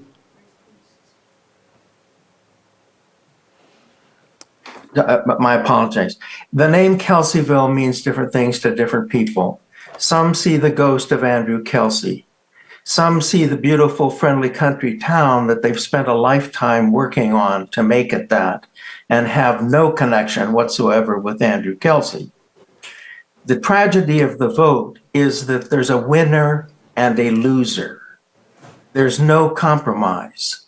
It's a winner and a loser. And that further divides these two communities. It is not a healing process at all.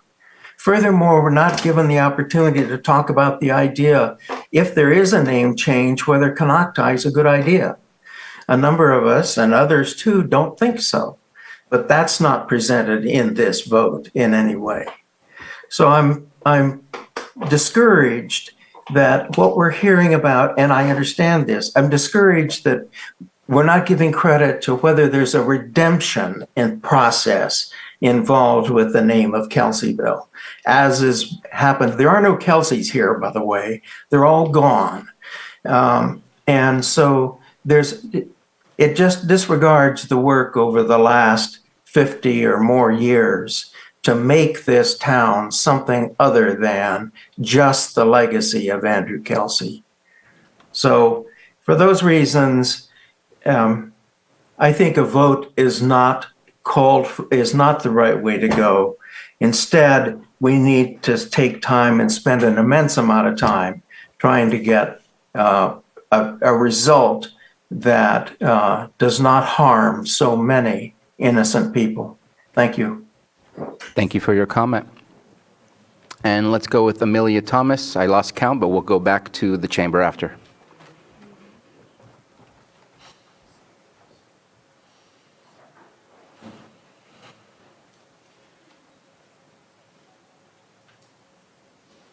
Hello, can you hear me? We can hear you. Okay, hi. I'm speaking on behalf of my children, my grandchildren, my family, my people, and the next generation to come. I am not for the vote. if the vote does get approved, I feel like it should be countywide. I'm about I'm a direct descendant, 300 generations. I live in the Kelseyville district. I feel like by changing the name, we could lay down a better future that will help us heal from a bad past, generational trauma. So I do encourage that it doesn't go to a vote, and if it does go to a vote, that it should be countywide. I just feel like, keeping a name where it comes from a man that did very bad, wrong, horrible things to our people, I feel like that name should not be there. It's just like it's just keeping on the generational trauma for our new generation to come here in the county. So I encourage it to be countywide if it does get approved for the vote, but I'm really not for the vote. And I am Pomo Indian, direct descendant from this county that live in the Kelseyville district. Thank you. Thank you for your comment. Let's go ahead and go back to the chamber. Alan Fletcher, C4H CCOM resident. The issue is not morals versus majority. The issue is morals. Are we concerned whether the name is offensive or whether it's a brand name we're protecting? Sorry for the cost, but the brand name Please sucks. speak to the board. A history lesson. Go back about 2,000 years. Townspeople came to Pontius Pilate and said, there's this nasty new uppity name coming in town that says it's healing and beautiful. And Pontius Pilate said, what do you want to do with it? And the tribespeople says, we want to choose a name. So, okay, you have the right to choose the name. Once a year you can pick. You want to choose Kelsey or Konocti, the evil person Kelsey. No getting away from the history. Your history is bunk, sir. Do you want to choose Konocti or Kelsey? And the crowd called. What did the crowd yell? Kelsey, Kelsey, Kelsey. Sir, I'm going to interrupt you. I need you to speak to us and not turn back to the audience. You're speaking to the board. Please. Thank you. And then Pontius Pilate asked, well, what shall I do with this name, Konocti? And the crowd yelled, crucify it, crucify it, crucify it. So the cavalry came, in between. Pontius Pilate said, I find no fault with this name. I wash my hands of it. Do you need to wash your hands, sirs? So the cavalry came, and they took the name Konocti, the beautiful healing name, up to the top of a nearby mountain, and that's how it got its name. And the evil name, Kelsey, Andy Kelsey, remained as a divisive name between these people and those. Thank you. Thank you very much for your comment. Next, please. Good morning. I'm Laurel Ulrich and a resident of Kelseyville for many, many years. And I'd like to just reinforce what Mark said. I think the decision will impact the Kelseyville residents more than anyone else. So number one, I think it should be put to a vote. Number two, I think the vote should be restricted to Kelseyville residents only. And just a reminder to all of us, I don't own this land. You don't own this land. We're the stewards of this land while we're here. Let's take care of it. Let's live peacefully together. Thank you. Thank you for your comment. Next, please. Good morning. I'm Catherine Quistgard, and I'm a Kelseyville resident. And I'd like to read a quote from a poster announcing a gathering in Upper Lake regarding the Bloody Island sunrise ceremony. O ma rum da ka di ka, and I'm sorry if I butchered that. I know the messenger, Flint Man. I know the message, a strange people and all the destruction they will bring. But we are also told to keep our faith. Do not be hateful, but forgiving. Do not be greedy, but share. Try and get along as best you can. Revenge is only for the fools. We are here because of the blessing from our Creator, and we are a part of the landscape like the oak tree. It is time for change and to go back to balance. Harmony and respect for all creation is a respect for self. Yosemite Wakadi Tabakodi. My idea is Kelseyville only for the vote because we're the ones being affected by it. And I'm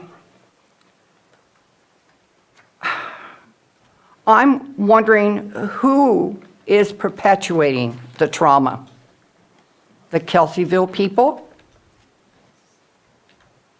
When are we going to see the harmony and respect come into play? Thank you. Thank you for your comment. So I see nobody else in the chamber at this moment. I'm going to move on to the Zoom room. Jacob's iPhone.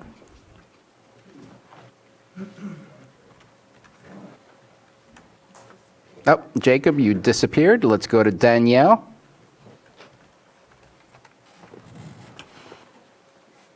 Good morning. Good morning. Morning. My name is Danielle Ige Sorelli. I am representing the 287 members of the Habemetal Pomo of Upper Lake. Our people have lived here and been stewards of this beautiful land since time immemorial. Like my sister sovereigns, my tribe suffered greatly when the U.S. military attacked our ancestors in 1850, which is known as the Bloody Island Massacre. Words cannot accurately portray the historical trauma that is so evident today. When you know better, you do better, and we know better. And we know that we need to lead by example, especially for our younger generations. For that reason, my tribe, we vote to have an all-county vote. Thank you. Thank you very much. Let's try Jacob's iPhone again. Oh, you keep putting your hand down? If you put your hand back up, Jacob, we will bring you in. There we go.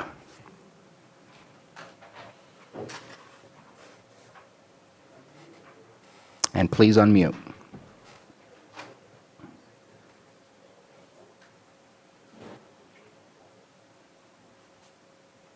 I forget if it's *6 or *9 to unmute. It's been a while. *6. So Jacob, we're not hearing you and you're not unmuting. Please try and figure out your technology. We'll try and get back to you. Let's go ahead and bring it back to the chamber, please. Good morning. Thank you. Mary Morse, Kelseyville resident, owner of Kelseyville Appliance. I'm here to, number one, say I do not want to see the name change. Number two, I do want to see it go to vote because you supervisors, as much as we respect all of you, and I thank all of you for this opportunity. Thank you. And Jessica, thank you. You're put there to be the voice of us, every one of you, the voice of your district. And so I ask you to be open to that vote. Thirdly, the question, well, it was really A and B that was discussed today. It should be just Kelseyville, but I do agree with 95451. It pretty much encompasses, if we go by the Lake County Area Plan, number one, that is something that's just brand new. And for it not to include Kelseyville, which is 107 miles in circumference, I think it's probably not the best representation because a lot of people will not have a voice. It will affect us, but who it affects more than anybody? Having a business, it's going to be brutal. It's okay. We can do it. We'll get through it. Where I'm concerned is we love our elders, whether they are native elders, which go back thousands and thousands of years here, And you were wonderful stewards of this land, and we thank you for that. But we're all stewards now. We are a melting pot, and there's nothing wrong with that. And we don't want more walls. We want unity. And if it means us working together in Kelseyville to represent you better, we want to do that. Last but not least, our seniors will be hit so hard.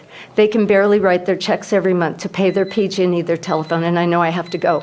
Our elders will be hurt the most. And so I ask you to please consider everyone and not just your personal, each of our personal feelings. We need to listen. Thank you. Thank you for your comment. And after the next speaker, we're going to take a 15-minute break. That's a lot of pressure. Good morning, everybody. My name is Joanne Saccato, and I'm here as a private citizen that lives in Cobb. I want to take a moment to appreciate the board's efforts to learn the opinion of their constituents, because they do represent their constituents, and that is what the U.S. Board of Geographic Names is asking for, is the public opinion. So thank you for this opportunity.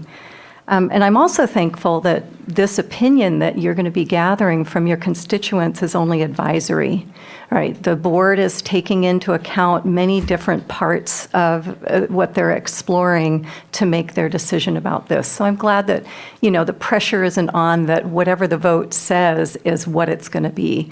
So keeping that in mind when we do cast our vote, that it is advisory only.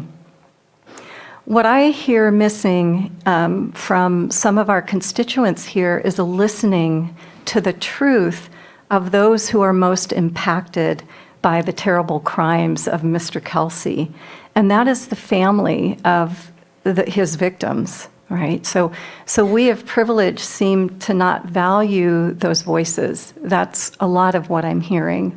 And I think we need to listen more clearly to the harm that is being expressed, that the intergenerational harm that has been experienced, and what those victims are saying would actually be healing for them. Because I think we're missing that. And I get that. It's really hard to see the water that we swim in. I've been touting that for a few years now. So we need to believe people when they tell us this hurts. And we need to believe people when they tell us this is what would help heal it. And then if I'm correct here, the name change does not impact private businesses in the fact of what they choose to name their businesses. Is that correct? We'll go ahead and respond to that afterwards, but your time is up. Oh, okay.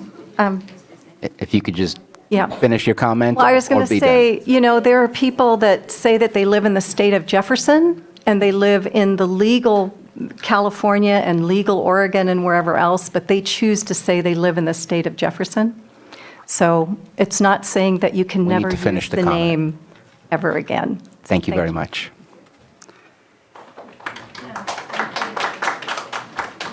So we're going to take a break. We will reconvene at 11 a.m. Please form a line right away for who wants to speak next and raise your hand in Zoom. If I do not see anybody standing or anybody with your hands up, then we will bring it back to the board and close public comment. So please do so. We'll be back at 11.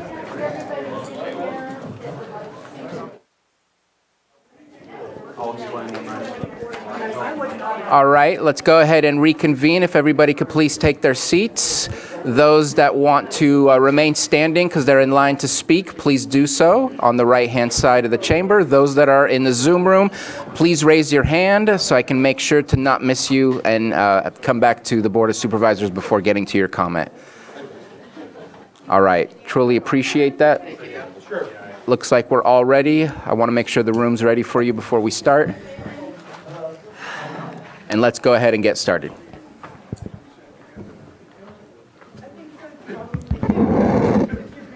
I'm Richard Smith. I live in Kelseyville. I've been in the county for 16 years. The supervisors were elected to represent the people and to represent your constituency.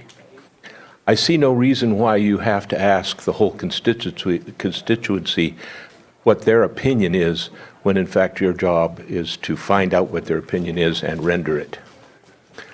I don't see any reason to spend money on a vote of a, first of all, not everyone votes. You're going to get the opinions of people on a very cold document that's going to be in the voter manual. Actually, this is a very emotional situation, and it's up to you as supervisors to decide what to do, not to give it to the people. You should know what your constituents believe and what they want, and you should represent that as an opinion. There's no reason to spend money to get an opinion. I would say you need to take a command of this, you need to take responsibility and do it yourselves. Thank you. Thank you for your comment. Next, please, in the chamber. Is there an order? Yes, you're next. Oh, I am. There is absolutely no order. Whoever's first in that line. I just found out this was happening and kind of ran up here. My name is Sarah Brucker. My grandfather was the postmaster of Cobb. His name was Arnold Robinson.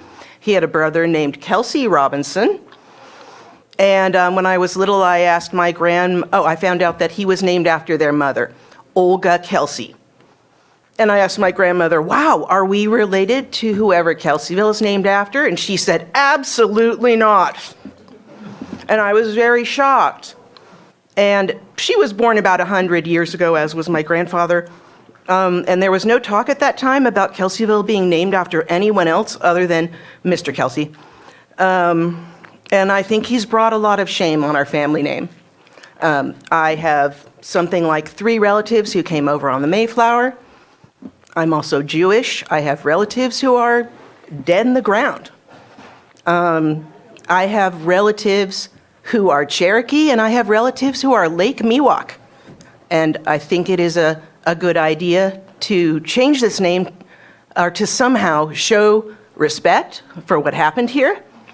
I also have a degree in linguistics, and the linguistic evidence shows that there have been people here in the United States as long as they have been anywhere else. Australia, Africa, anywhere. The archaeological evidence definitely points to 10,000 years. So I think it is significant that someone was here for at least 10,000 years before white people came along, and I think we need to show some kind of respect for that, and this might be the way. Thank you. Thank you for your comment. Next, please. And then we're going to switch over to Zoom. Good afternoon. My name is Robert Bocabella. I live in the Kelseyville Riviera. I've been here 14 years. I think this whole thing is really unfortunate because it's dividing our community. My heart goes out to all the indigenous people, but I need to go on record. It's insulting that some of us are we are not racist. I am not a racist. I think it's important that if we do go forward with a vote, 95451 is Kelseyville. We identify as Kelseyville, whether we're in the Riviera or downtown. So this is hard for all of us. It's tearing our community apart. And guys, we elected you. If you just do this, just get it over with, okay? Thanks. Thank you for your comment. We're going to move over to Jesus Campanero.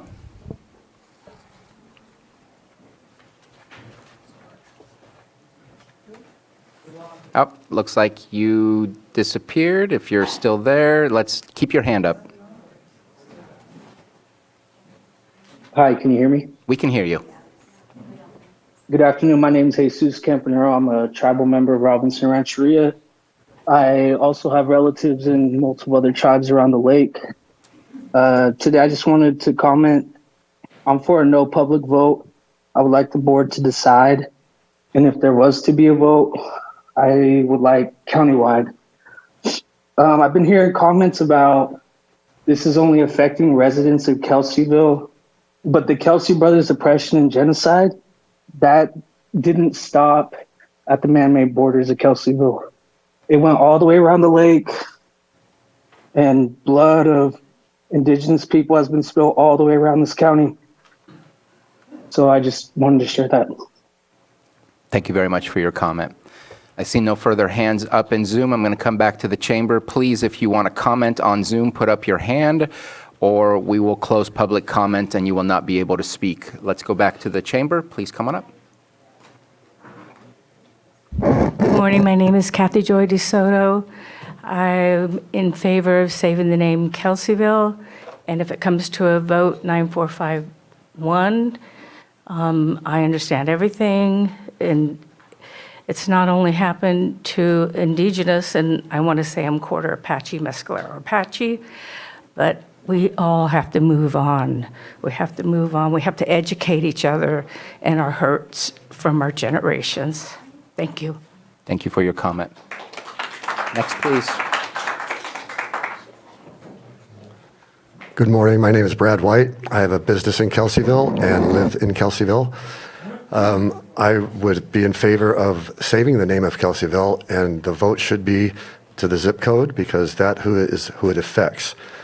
In saying that, we all feel the shame of what had happened 180 years ago, but it doesn't change what's happening now. Kelseyville has become a thriving, loving, caring community, and we feel very inclusive with our Native American brothers and sisters. So I don't feel that changing the name is going to help anything. It's only dividing us more, and I would like to see it stay the same. That's it. Thank you very much. Senor Carpenter, a previous Spanish professor. Hello, my name is Matt Carpenter, and I want to again thank the board for having this meeting. I agree with Mr. Green that by not commenting or making a vote yourselves, or having the discussion previously at least, by all intents and purposes, you have sort of ceded that ability to the people. And in that case, then I would support a vote by the people, and I would say limited again to the population that's most affected, which is the area of Kelseyville or the Kelseyville district, or I know people said 95451, but the 5th district is what I would suggest. I know that there are some feelings about it, but I don't think that this is totally should be an emotional decision. The other thing that's been talked about is just the idea that a few people have put an issue forward. It's time for all the people to give their view on it. Thank you very much, Mr. Chairman. Thank you very much for your comment. Next, and after this comment, we're going to go back to Zoom and we'll come back to the chamber. Hello, my name is Barbara Hollenkamp. I've lived in Kelseyville for about 6 years, but I've been coming up to Lake County since I was a child. I really think that the name Kelseyville should stay as it is, Kelseyville District, Kelseyville zip code, whatever. History cannot be changed. We learned from history, and what Kelsey did in the 1800s was horrible, and we can't change that. We can only learn and better ourselves going forward. And so I think the hurt from everything that happened then isn't going to go away. It's going to still go forward and exist. And we just need to try to make things better on our own. This is not the first time something like this has happened in other parts of the United States or the country, the world.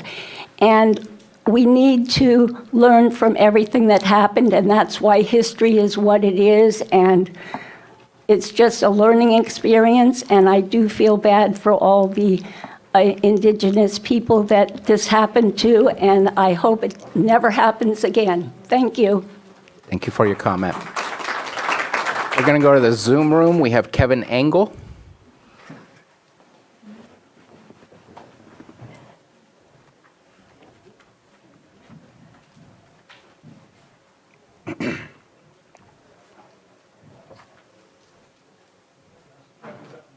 If you can unmute, Kevin.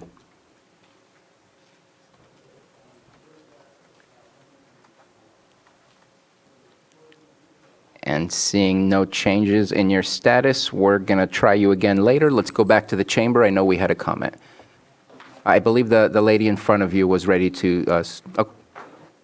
Oh, I apologize. I apologize. I was trying to be helpful, and I just completely ruined it. Great. Before I begin my remarks, I'm Lois Jordan from Kelseyville, but before I begin my remarks about the town, I'd like to take exception to the remarks of Supervisor Simon. He twice in a public meeting took the name of my God in vain and then insinuated that our entire county is racist. And I take exception to that.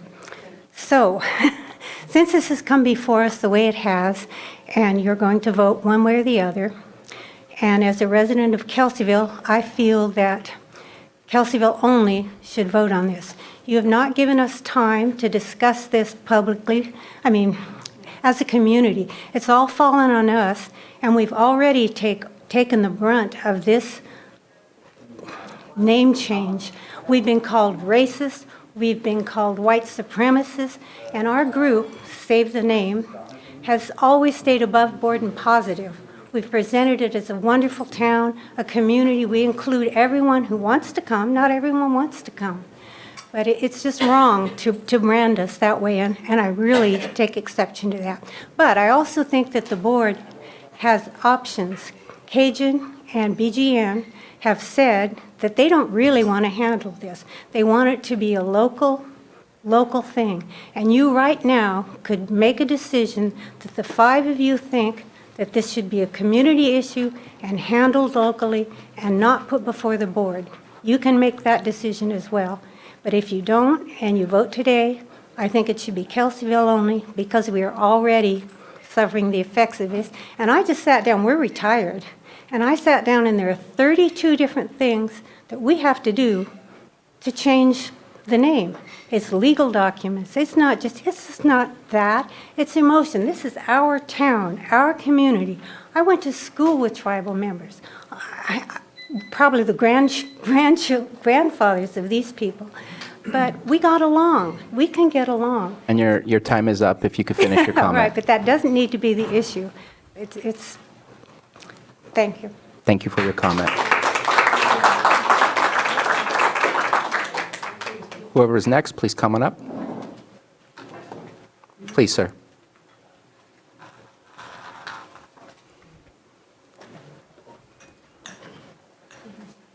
Is this the microphone? A little further. But yet, no, straight ahead. You were pointing to the right place. Okay. There you are, sir. How do you do? I would like to reiterate that thank you for holding this event. My name is Francis Howland, Howland. I live in that town with the questionable name. But like the general consensus, I think the 5 of you have the ability to do this without the expense of a vote. But due to the fact that I think they should do the right thing and change the name to whatever they want to, and that we could hold bake sales and yard sales to cover the expense of the constituency that requires their literature to change. And yeah, I'd like to see a new name for that town so that they can have a different future. Thank you very much. Thank you for your comment.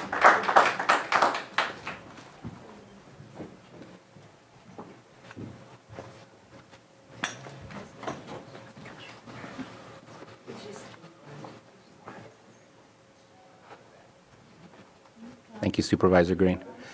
Whoever's next, please come on up to the microphone.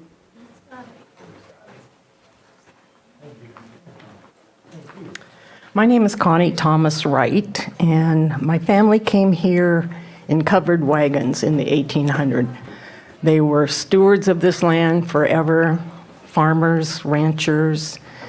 My dad and his aunts went to Kelseyville High School when it was Kelseyville Indians. I went to Kelseyville High School. My kids went to Kelseyville High School. Everybody were proud Indians, we thought at that time. I went to school with a lot of Native American, Indigenous. We rode the bus together. We played tetherball together on the playground.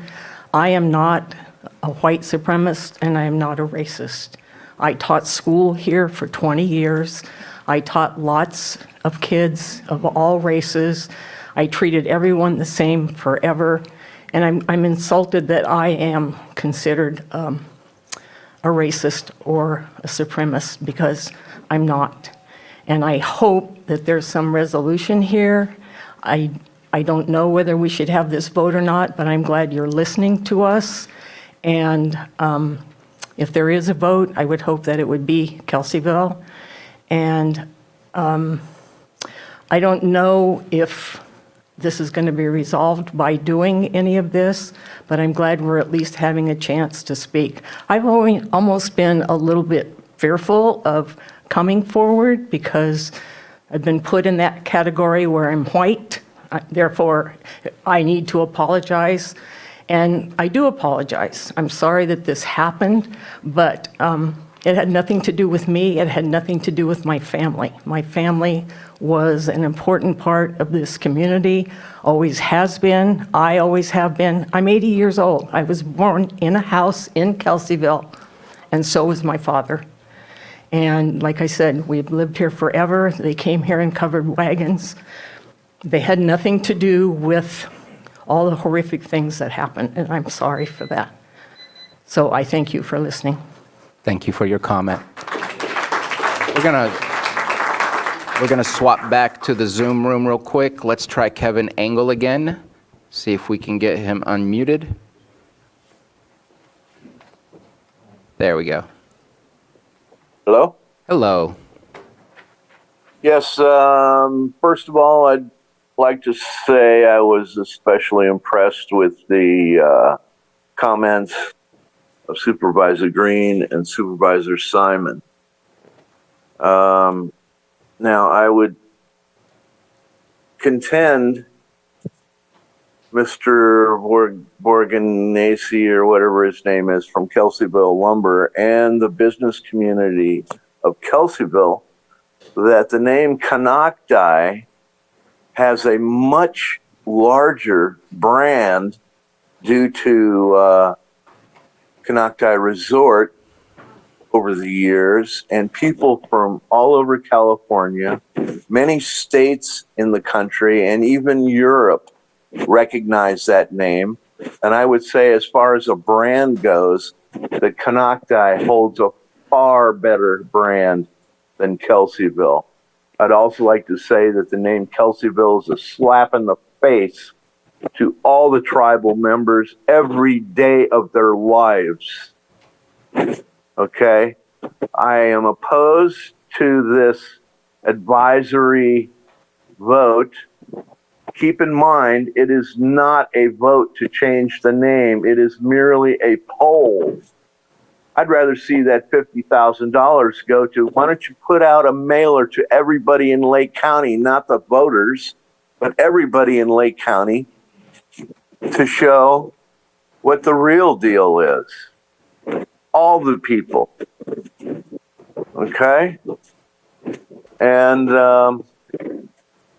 that's about it, I guess. If you're going to do a vote on this, it's not just Kelseyville. It's not just Lake County. It's all of Northern California, where the Kelseys left trails of blood everywhere they went, even into Oregon. Your time is over. Please finish your comment. That's it, guys. All right. Thank you for your comment. Oops. Dwayne, go forth. Let's go ahead and unmute.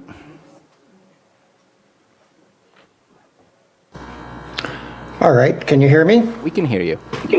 Yes, thank you very much for being here today. I'd like to start off by saying that a very famous quote that there is nothing more constant than change, and I think we need to all realize that it happens all the time, and we should welcome it, welcome a good change all the time. I can point out that Lakeport used to be known as Forbes-town, Lower Lake used to be known as Grantsville, Kelseyville used to be known as Uncle Sam. Just a few months ago, Walker Ridge, the official name for Walker Ridge, was changed to Condor Ridge, and also a Wintu name, which I don't have in front of me. Also like to point out that Custer Battlefield National Monument was changed to the name of, what is it called? I forgot already. Little Bighorn National Monument for the same reasons we're considering today. The man Custer was not worthy of recognition or honoring the legacy. The change to the name of Little Bighorn honors everyone who was there at the time. The name Konocti that has no connotations that point to any people or any crimes of the past, whereas Kelseyville does. The name Kelsey is just not good for a whole lot of memories, and they keep talking about an open wound. The wound is still open because the name still exists. So I think the board should, if they're going to recommend to the Board of Geographical Names, should represent the entire county. And if a vote goes out, it should be for the vote of the entire county, just not one part of it. I live in the Riviera. It's Kelseyville. That's my zip code. That's what my postcards say. If you want to write me a letter, you don't write it to Riviera, California. You write it to Kelseyville. Everyone in the county is involved, and the image of our county is involved. And the Board of Supervisors represents everyone. And your time is up, sir, if you can finish your comment. All right, thank you. This is not going to go away, so I do believe the board should act proactively and should be leaders rather than followers. The vote would be advisory, but do the right thing. Thank you. Thank you for your comment. I have no further hands up in Zoom. I'm going to move on over to the chamber for public comments. If you're in Zoom, please raise your hand so that I don't miss out on your comment. Let's go back to whoever's next. And please stand up so that we can make sure that we don't skip the next one. First, I'd like to say thank you to the board. It seems like you have foregone power that is afforded to you to hear the voices of the community, which I think is a cool thing to do. You didn't have to do this. I think that's the right move. Second, what you asked for, which is my opinion, which is that I think if this has to be voted on, it should be voted on by 95451. That's my opinion. I'm not going to qualify that. That's my opinion.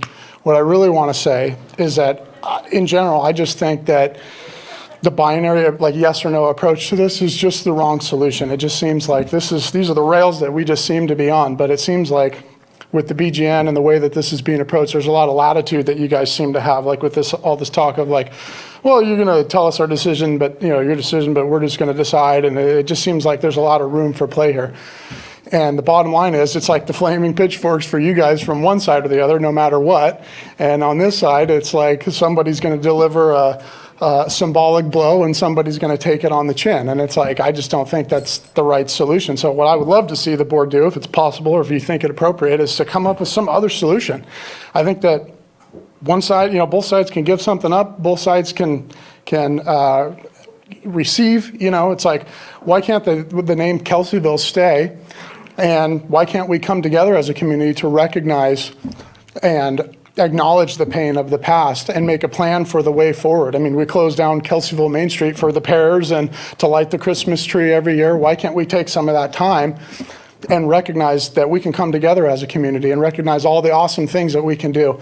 I love my Native brothers and sisters. I mean, I have a friend who's part of the Native community. I think I'm going to build his house and I'm going to go down to Mark's store and buy all the material to do it. It's like, there's no reason for us to have this yes or no, you win, you lose approach. I just think if you guys have the room, it would be really cool to see this board step beyond the bureaucratic BS that we see in every other part of government and come up with a solution that acknowledges both sides. Both sides have to give something up. The community could come together to design that. That would be so cool. Thank you. That's all I have to say. Thank you for your comment. So I'm not seeing anybody. Please come on up. Did we get your name, sir? Your name, sir? My name? Oh, Matt Lockwood, sorry. Matt Lockwood? Yeah. Thank you. Please. Ja, det har been she Arlena Kayazi in she. The nenishle. This now desli Biado, New Mexico, Holiego. My name is Arlene Yazi. I come from New Mexico. I am a child of a boarding school, a victim, I guess you could say. At the age of 17, Actually, at the age of 3, I was put into a so-called Christian boarding school until I was like 15 or so when I ran away. I went into public school. It's been a hard journey listening to all of you, and I almost feel like I should scold all of you because I now consider myself an elder through my journey. After finishing the public high school, I was given a piece of paper by the Bureau of Indian Affairs, who at the time took care of Indians. They call us Indians. Put on a Greyhound bus, never saw any other country but my own land. And on this journey on the bus, for the first time, it must have been Salt Lake, I think now. It was the middle of the night. I saw this just huge white something alongside, but I didn't know where I was. Then, I don't know what time it was still nighttime when I came into Oakland. We're going to need your comment to be finished. Well, not realizing that this is a huge city, huge ocean. I'm getting to the place that I'm saying, I've been out here now for 30 years. I moved to what you now call Kelseyville a good 30, 40 years ago when there was nobody there. If you could please there. finish your comment. I've given everybody 2 minutes and we're What past I that. want to say is the land has already been blessed. The land has already been given a name. It has been taken care of already by the people of this area, who it belongs to, who has given you all the benefits that you guys are living While I in now. appreciate what you're So saying. I am saying, I would like, as you guys were told, it has already been taken care of through some of the laws. We need to finish So your as comment. your counsel, that's what your answer's already been taken care of. So you should already know your answer. Ma'am. You should not be asking us out here to Ma'am, fight with each everybody other. got 2 minutes. This is how you treat us. I've given you more than 2 minutes. This is how you treat us. This is how I've treated everybody who's come to the microphone. Yes, that's the system. And the system treats us like this, gives us this much time Ma'am. when we have the whole world and time yet. You talk about Ma'am. money. Ma'am. You talk about being Ma'am, we're going to need to living stop in the comment. Kelseyville and being mistreated. I live in Kelseyville. Ma'am, I was raised, my kids were raised there. They were mistreated. So Ma'am. don't tell me that that place is holy. There's no holy place I there. need you to finish your comment. So I am I'm trying asking to you to provide the vote this same as a exact amount of county, time for everybody. as I a am count- not okay, stating vote. I You need you take to the sit vote down. yourself Ma'am, because it's I need already you to been sit taken down. care of. Ma'am. Also, the county needs to take the Ma'am. vote, not Kelseyville by itself. Sit There's no down, Indians there please. but me.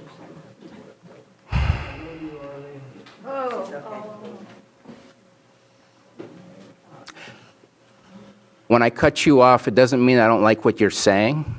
I'm trying my best to treat everybody in this room the same so that we can have an equal conversation of expression.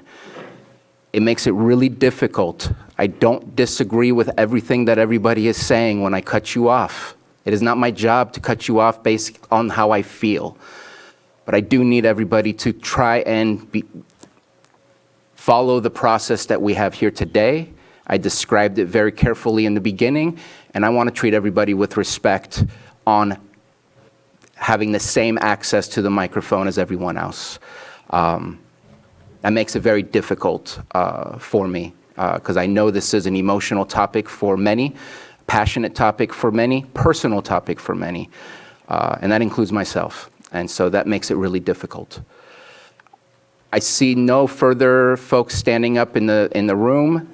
Please, everybody stand or raise your hand if you still want to make a comment. Okay, raise your hand in Zoom if you want to make a comment. I see one hand and I see 3 in the chamber. At this point, I think we can go ahead and finish public comment before we take our lunch. So let's go ahead and continue with the chamber, and we will go from there. Good morning. Good morning. My name is Myron Holden Reed. I'm a resident of Kelseyville. I'm in favor of Kelseyville area only vote on this subject if it happens. I thank Jessica for going to the work of putting this hearing together. The school district and the zip code 95451 pretty much overlap very, very closely. So there will be a school board election in November, as well as the school bond issue, which will be on the ballot. So putting the advisory question on the ballot is pretty simple and convenient for reaching eligible voters in the Kelseyville district. It's been brought up, and no question about it, there are about 12,000 residents in zip code 95451 who will all be affected by this name change. Think about there are wineries with labels that are going to have to be changed. There's going to be new compliance. There's going to be new business licenses, driver licenses, passports, trying to get your utility bills straightened out if the name and 95451 name is changed. Will the rest of the county have to do this? No. A vote, so, and the other thing is, the other part of it is Konocti a good name? If the name has to be changed, could Kelseyville people have anything to say about what the name should be? Konocti is part of the deal with... Can you please finish your comment? Okay. Finally, will changing the name really heal all the problems? Thank you. Thank you for your comment.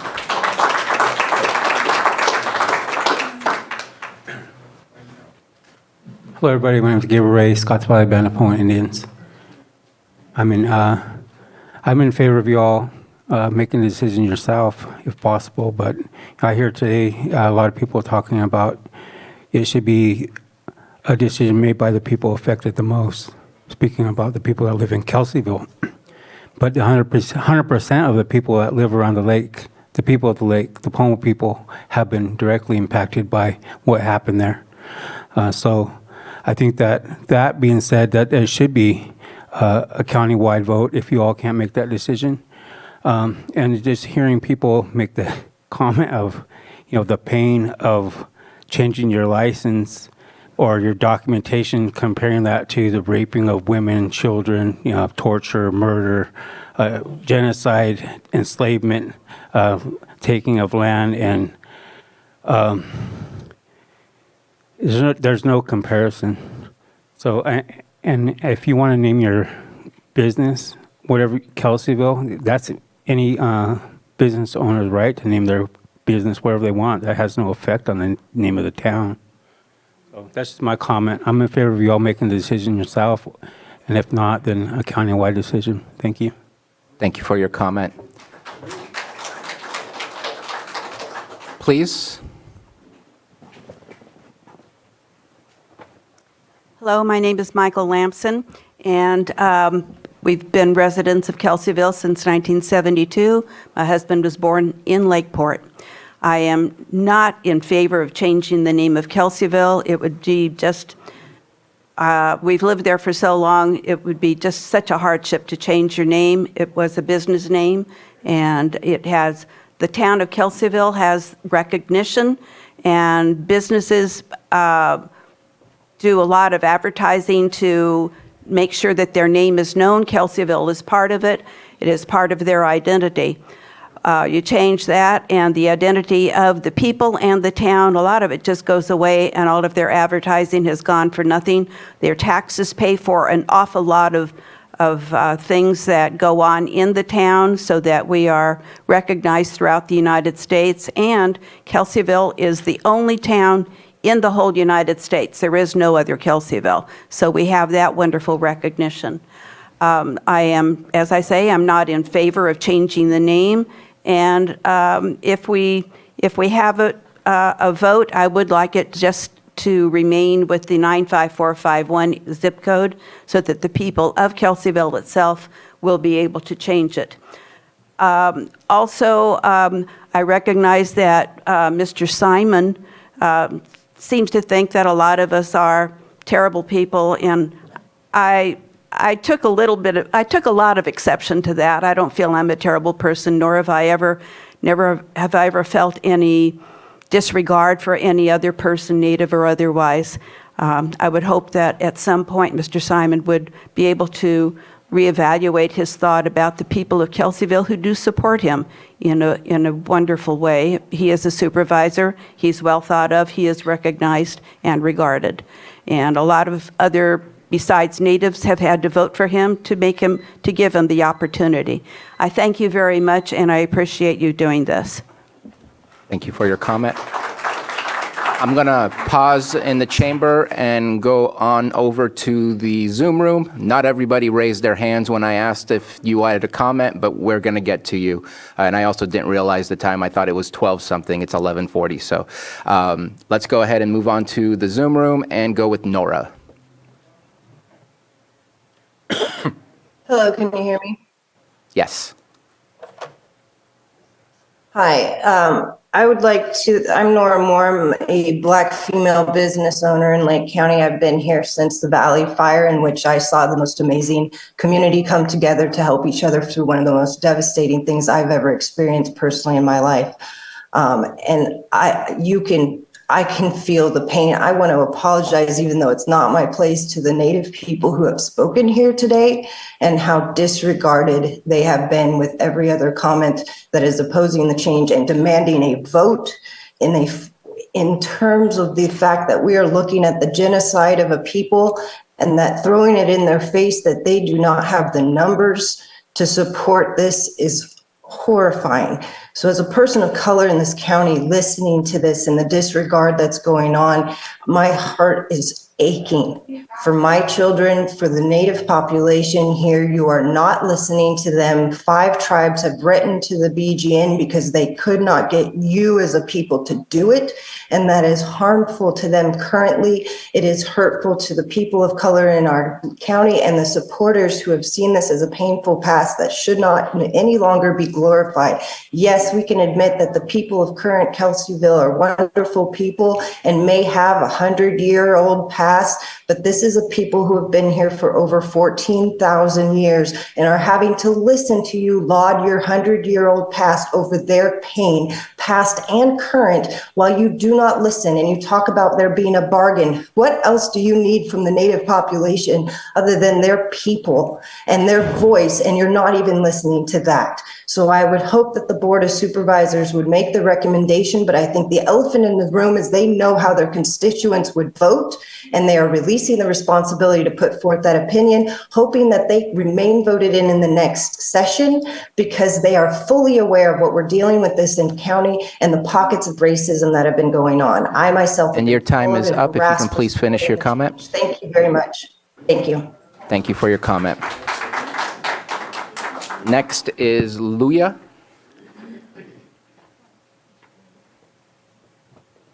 Thank you. Can you hear me? Yes, we can hear you.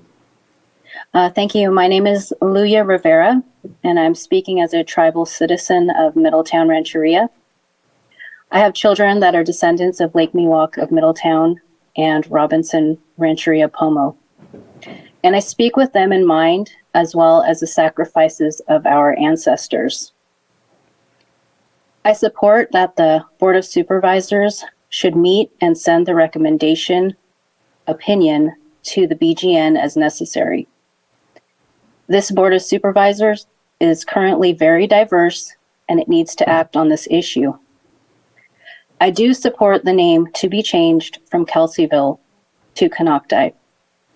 If a vote must be taken, then take it to all of Lake County because the name Kelseyville does affect generations of Indigenous people. It is time to change this mistake that was made to honor the name Kelsey by upholding that name. I oppose the advisory vote.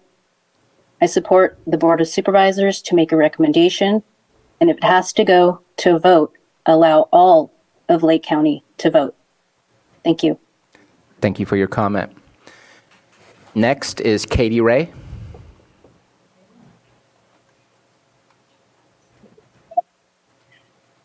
Nashong Nashong Shake Shakea Katie Ray Shogosha Nomalaki is Keta Wailaki is Keta Wintun is Keta. Good morning. My name is Katie Ray. I'm an enrolled member of Brown Valley Indian Tribes, and I'm a descendant of Kashil Dihi Band of Wintun Indians. I'm married into the Scotts Valley Band of Pomo Indians, and my children are enrolled there. I live and work in Lake County. I work with the children in Kelseyville School District. I'm a coach there. I have a Native American club there. I live in Kelseyville, Riviera. I'm extremely disappointed and frustrated that this has come before us this morning as a way to not fulfill your obligation as a board to make this decision for us. That's why you're voted into these positions. So putting it on us to further divide our communities at this point is extremely disheartening to me. We need to really figure out how to come together as a community, and having something like this to where you can see the divide.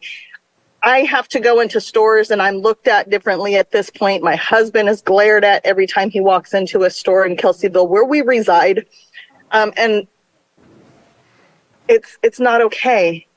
If we have to have a vote, it should be countywide, because we have membership in all areas of the county that are from Kelseyville who may not live there any longer. These tribal communities who have been here for over 14,000 years need to have a say in this, because it's not just one concentrated population and area of tribal people who have been affected by this, by Kelsey, by Stone, and by anyone else who have had any atrocities against them. Thank you. Thank you for your comment. We have one more hand in Zoom, so I'm going to finish up. Yeah, one more hand. Let's do Caitlin Breedlove. And then we'll come back to the chamber.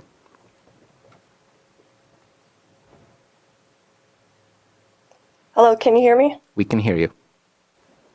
Hi, my name is Caitlin Breedlove. I'm a Kelseyville resident and I have a child that attends school in the Kelseyville School District. I speak on behalf of her and our family.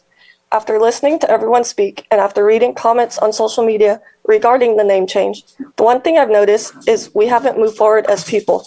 Not only are the voices of our Indigenous people continuing to be silenced, but the blatant racism shown against them shows me we've learned nothing. And if you don't want to be called racist, maybe don't be racist and call out the ones that are. I believe ultimately it is your jobs as our supervisor to share your opinion with the BGN, but if a vote was to be made, it should be countywide. Thank you. Thank you for your comment. Let's go ahead and come back to the chamber.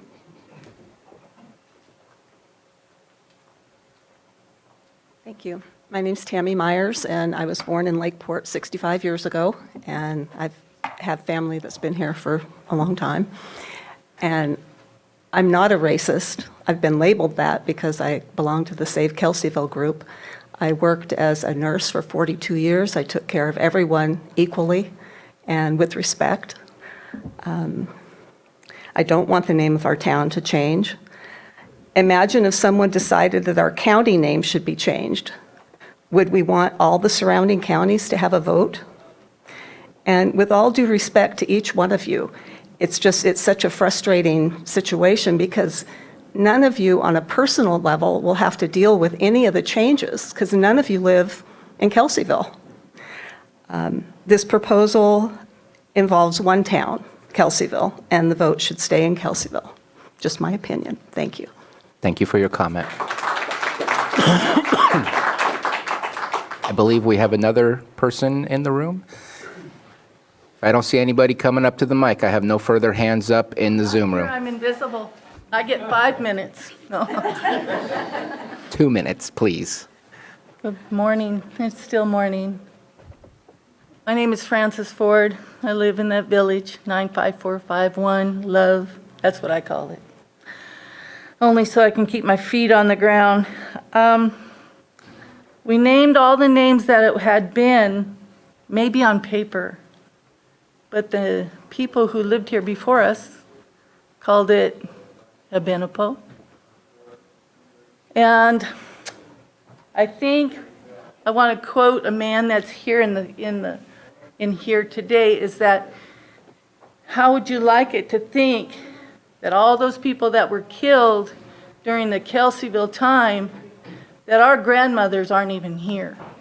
They had no way to speak. They had no way to be here. So I don't think a vote is important. I think you're important, that you can make this decision without a vote, because that's why we're here. You're wanting to hear what we have to say and how we say it. And the BGN's going to make a decision anyway, whether you decide something or not. I worked with an elder. Actually, I fed her. Her name was Liz, and she lived out on Big Valley, and she told me stories. She said she did not go to Kelseyville, and she wouldn't say why. She was an elder. She lived in a little pink house with her sister out there on the point. I think my point is that to uphold something that's just history of a man ought to be changed. And I think you have the courage to change it, and you have the right to change it. So thank you. Thank you for your comment. Are there any further comments either in the chamber or Zoom? Please. Hi, my name is Carol Costa. I live in Kelseyville, 95451. If you can get to the microphone, please. I'd like Thank to request that each board member provide a written response and their opinion. I didn't really have that opinion before today, but I have it today after sitting here and listening to everybody. I also am pro name change. I also take exception with your reference, Mr. Simon, about calling us racist. I don't think it helps the community to be, everyone just to be called racist. If there is a vote, I'd like to see that vote be 95451 only. Thank you. Thank you very much for your comment. This is going to be my last call. Please come to the microphone or raise your hand in Zoom, please. I want to hear you guys, but I also want to not keep waiting for people to get up. Good morning. Thank you for this opportunity. Thank you for everyone that's here. Support everyone having their voice heard, especially in this land. My name is Benaiah Kim Cromwell. I'm the current chairman of Robinson Rancheria on my mother's side, and on my father's side, I represent Big Valley, where his grandmother was raised. And she was taken to a boarding school, and so we never got to meet her. But that whole side is, I do live in the Riviera, so I do know the zip code. And every day I drive to work to Robinson Rancheria in Nice, and I pass it's kind of emotional, sorry, Benapati. So I pass the island every day. So where I live and I pass the island, there's nobody that may have a more emotional commute every single day. And when I have to fill out applications, when I have to fill out things online, when I have to represent where I'm from, it hurts. It still hurts to this day, personally.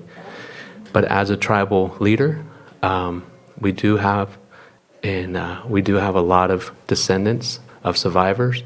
There's not a lot of survivors, but we have the descendants of the survivors that should have an opportunity if this does go to a vote, because they live all around the lake. But I do wish that the supervisor board here can make that determination, so it doesn't have to go to a vote. But if it does, I want it to be countywide. And I just want to represent my people the best I can, and thank all of our elders that are here today, all of those who had the medicine to come here today, because it's not easy. Not easy standing here and sharing your heart and touching that place that your ancestors are watching you and they're listening to you and their energy is beneath us. So thank you for this opportunity. Oh. Thank you for your comment.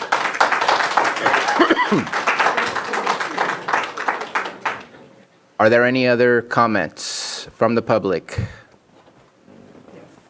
Please. I'm going to do my best. My name's Helen Finch. I've been in the community for 25 years. I'm as invested, I believe, as the body could be. And I'm hurt, Mr. Simon, by the fact that you equate our wish not to change our name with the notion or with our feelings about Indigenous people. In my mind, anyway, I'm concerned, and I feel like much of the generational trauma that challenges a lot of our individuals or our Indigenous people is driven by their choice to keep the past alive, and in too many cases to teach their children that they are the victims of those around them, when in fact it was evolution at work, moving white men forward then, as it continues to be now. It won't be long till we're all heading for Mars, because that's how evolution works. All things that live grow. They must go somewhere. Supervisors Moak and Crandall have been a perfect example of the possibility that anyone who wishes to prosper and grow in our community to do so. They chose to educate and embrace the challenges around them, and they have excelled. This same possibility is there for all who choose to look forward instead of back. Changing the name, I don't believe, will erase the scar that evolution has left. I've not known a place where growth and the ability to prosper has been more embraced and welcome than I have found in the 25 years that I've been in Kelseyville. So I'm just not believing that the name change will serve anyone to the degree that you're hoping for. Thank you.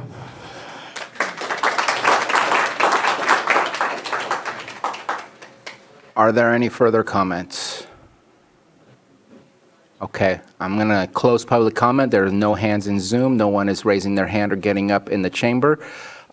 We can speak outside of this meeting or during our break, but everybody's had their 2 minutes. I don't want to start reiterating and putting people back on the microphone, or else I have to reopen everything. So let's bring it back to the board. Does the board wish to take a lunch break and come back for deliberation, or deliberate? If it's okay with everyone, I just want to say a couple things and we can come back and deliberate later, but.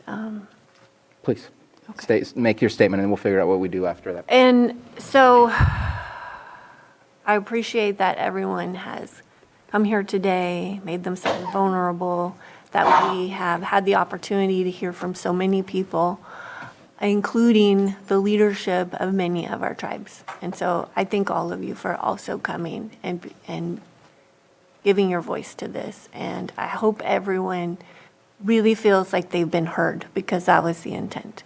And for the board, I just, I bring these as options. And one thing that I did not bring up earlier, and I apologize for it, is that with these options, if we move forward with an advisory vote, we can bring this back and we can still have another discussion, and we can figure out what to do with that data, or still give a recommendation after that is taken. So there are all of these options that are still before us. This vote does not have to replace a recommendation from this board. So I just wanted to put that out there. All right. Thank you very much. Supervisor Simon, you had your pen up? Yeah, well, I just got to respond to that last comment. Okay. then why was it brought this way? Why wasn't it just brought for us to make a decision? This is the item that you brought in front of us. You truly felt that we could make this decision. That's what you should have brought to us. I was hoping that's what was going to be on this agenda item. You know, I respect you as a supervisor. We always work together. But that comment really confuses me because anyone in this room knows I'm ready to make a decision. You know my thoughts on it. You know what I mean? I've made them very clear at the beginning of this meeting. So that last comment confuses me on your last statement about, oh, this is what I brought, and if we decide to go countywide, but we can make a decision, then that's what should have been brought on this item today. So just a little confused on that one. I want to get it done. I want to make the decision before we go on a break today. I don't want to take a break. I want to go right into this conversation while we have the people in the room and we do this. Like I said, I'm always straightforward in these types of things. So that's my thought. No break. Just go right into it. Let's get this done. We'll have it again. One other comment, and I appreciated the question. I think it was the gentleman on the end in the blue. You got up and you made a comment right here. I forget your name. Yeah, the guy on the, yeah, right there. What's your name? Yeah.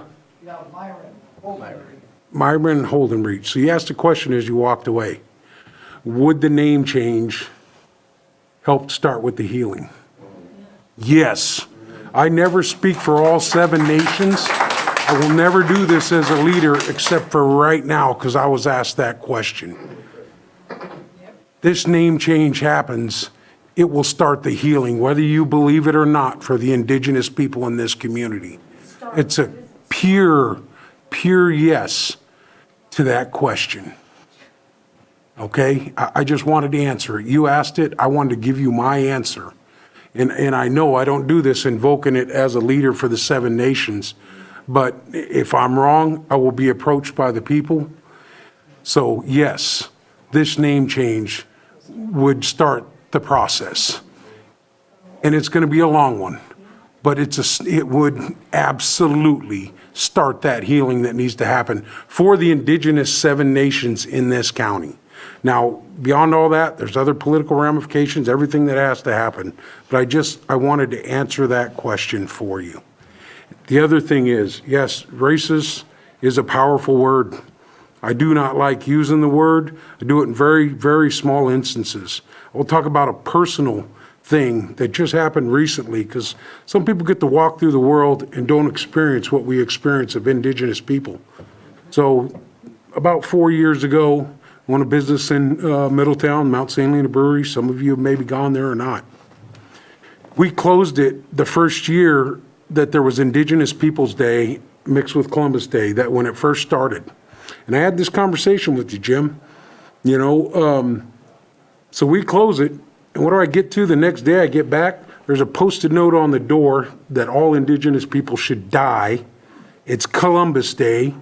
And we should be given blankets and killed with pox, and we're nothing. This just happened 4 years ago, and I talked to you about this when we were running for that ballot measure, which I was standing up for the community to get what we need. It happened right in the middle of our town. So it happens every day. Some of the words I use today, you guys will get to leave this building and might have a hurt feeling. The safety of my goddamn life and my family's could be attacked after the comments I made. So when I make a comments, I carry it with a lot more weight than people get to do leaving this room.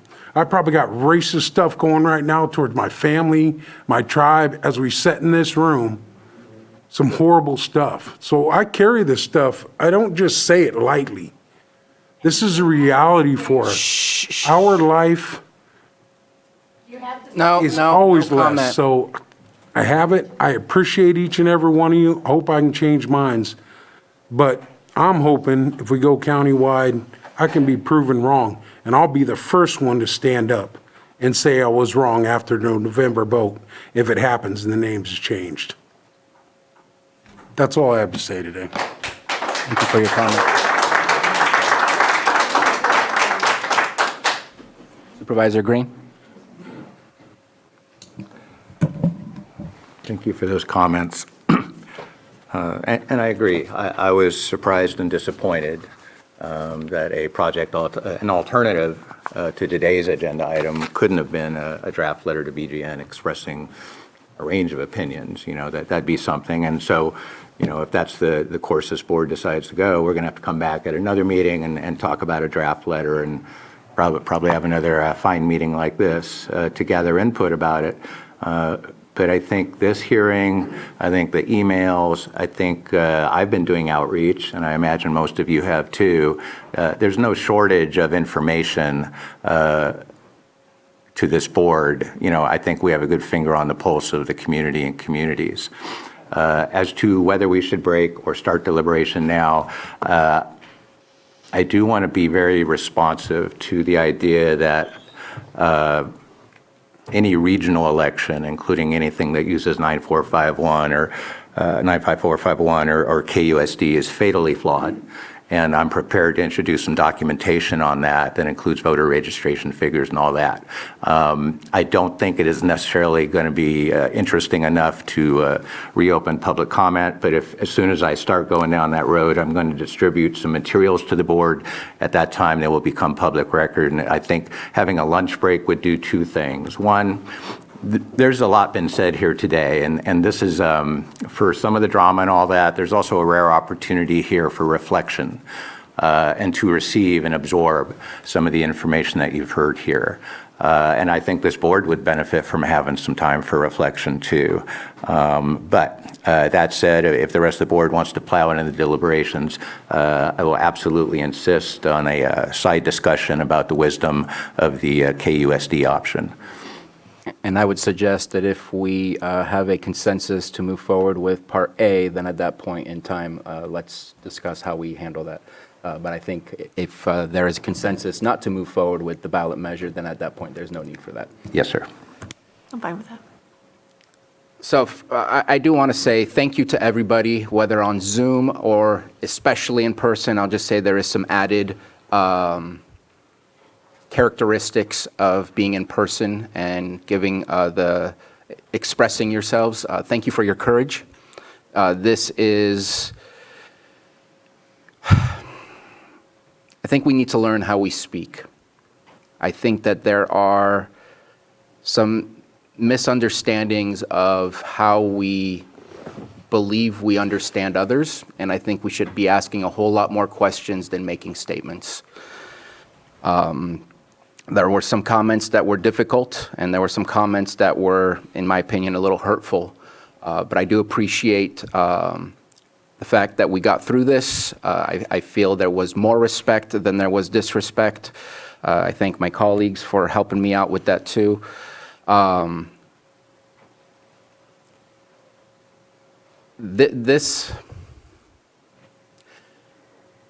a part of me that truly believes in what the meaning and purpose of our Constitution, and especially our Bill of Rights, is all about. If it was solely to protect the majority, I don't even know that the Bill of Rights was absolutely 100% necessary. It's to protect that minority voice, to ensure that no matter how niche of a voice you might have, that you have the right to be heard, that you have the right to express yourself, that you have the right to your freedoms and your liberties. And if this was a majority vote, then we wouldn't be here having this discussion. It would already be changed. The request that was brought to BGN does not equate to the idea of a majority vote. It was a minority voice that utilized a system that was set up for that minority voice to be heard. Now, that doesn't mean it has to be a yes or it has to be a no, but asking for a majority vote goes against what this entire process is even about. I will say the process has some flaws. However, how do we make sure people's voices are heard? How do we understand why they're expressing that voice? I also want people to listen. I get it. You have passion, you have investment, you have stake, you have a connection to your community, and your community has been called Kelseyville for a long time. That hurt that you have that somebody might change that name is the exact same hurt that our indigenous people have been enduring for hundreds of years. because their names were taken away, their culture was taken away. So I need you to understand that you have more in common than you don't. You're trying to protect something, and everyone's trying to have equal access to what they believe is right.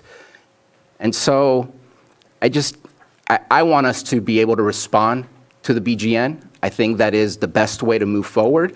I know it was mentioned that I mentioned cost. I think it's a waste because I think we should be talking about the response to the BGN response, not going through a process where, by the way, thank you for voting, but we might not vote with you when we go to the BGN. And by the way, the BGN might not vote with us. And we have to look at history. There are times where the majority wants something and it's the wrong thing. And so we have to be able to listen to all voices. This happened recently with Prop 8. Prop 8 was voted so that it would ban gay marriage. It was overturned by the Supreme Court because it was the wrong thing to do. So this process is not asking for the right thing to do for the question that we received from the BGN. It was mentioned we received it in 23. We received it, I think, late February 2024. I think we need to come back. That would be my direction. Come back, have another meeting, talk about our response to the BGN. And instead of us asking you to respond, where all of a sudden you guys might be fighting each other out there because of your disagreements, be mad at us. Don't be mad at each other. We should take that responsibility. It's not easy, but that is our responsibility, and that's why we're here. And so I think we need to move forward and bring this back for a BGN response. So we're going now? We're not taking a lunch, right? Let's keep going, yes. Okay. You want to go first for me? Go ahead. All right, so Wait, we're just talking about A first, right? what do you mean? At this moment, it's all of the above, but at this moment, that's, yes. And we did have some questions that I think we probably do want to respond to, but Vice Chair, please, carry on. I thought you said that we were going to do A and B, so. Yeah. Yeah, okay.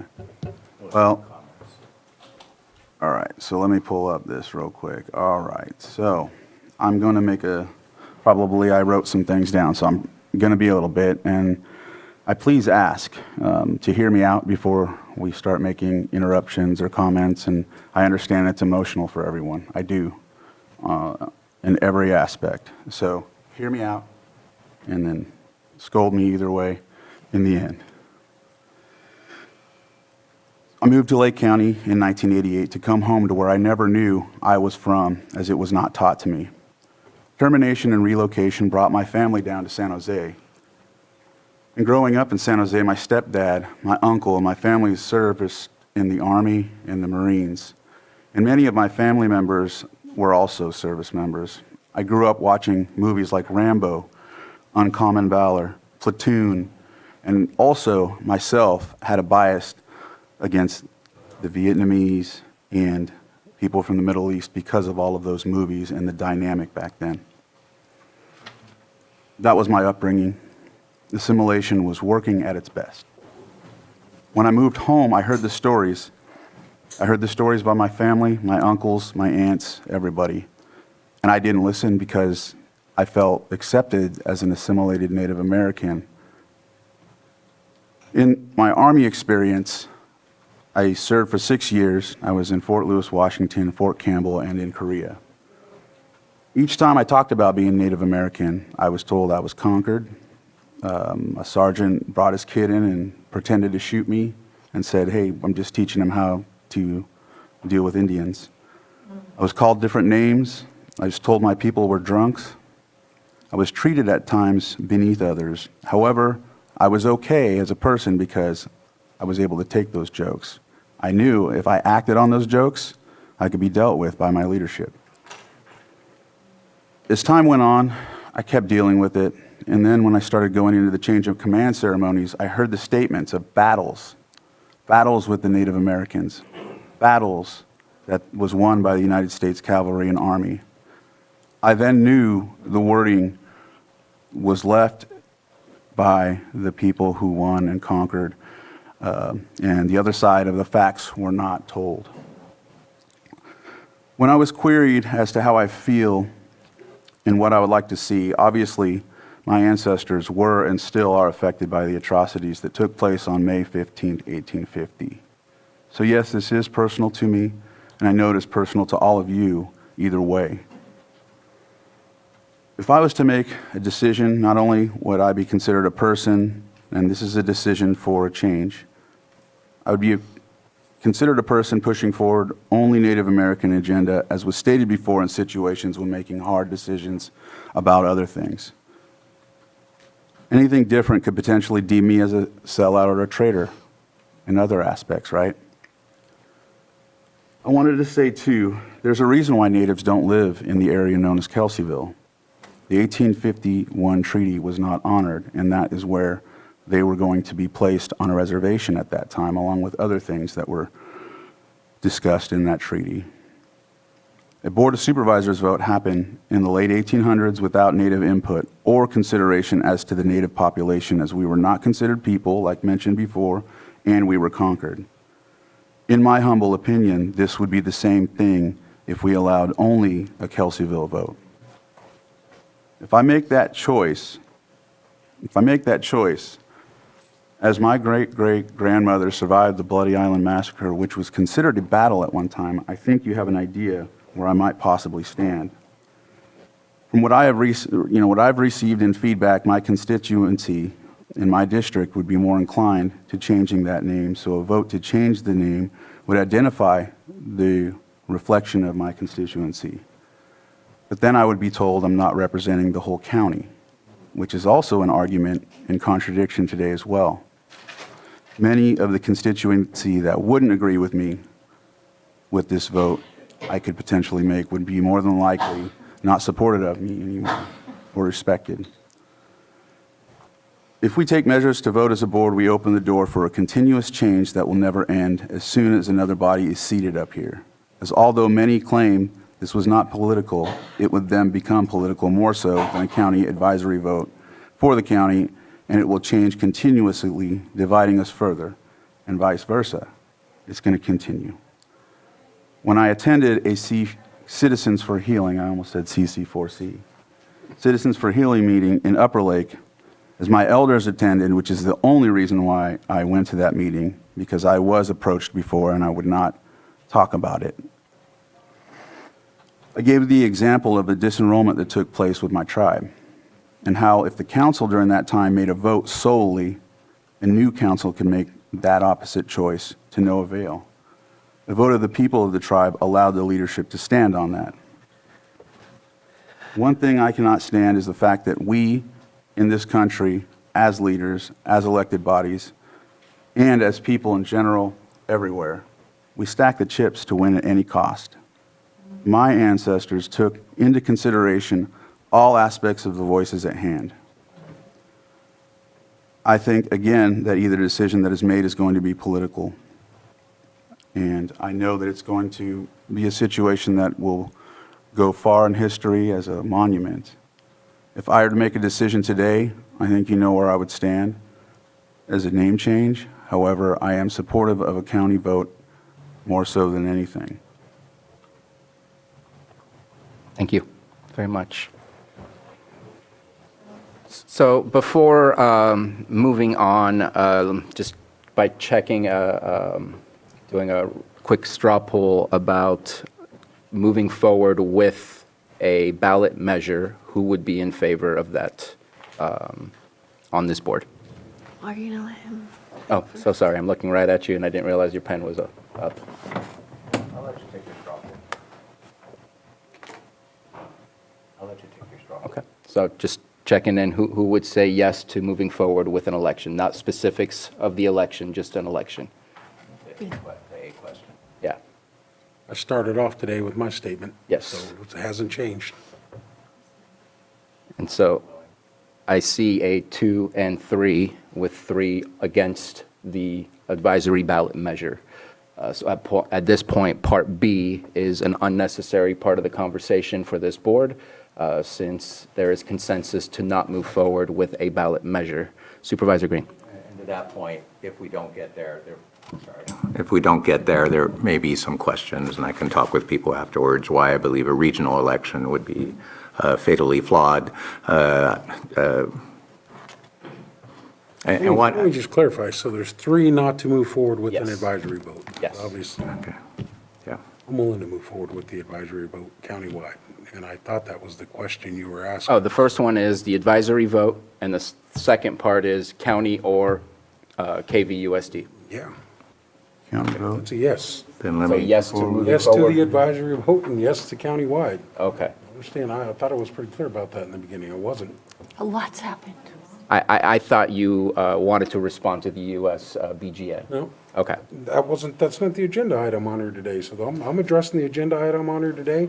I don't want to drag it out, want to go anywhere else. You guys want to bring it back, fine, but the item that was in front of me today was to take a vote. Mine is to take the vote and be countywide.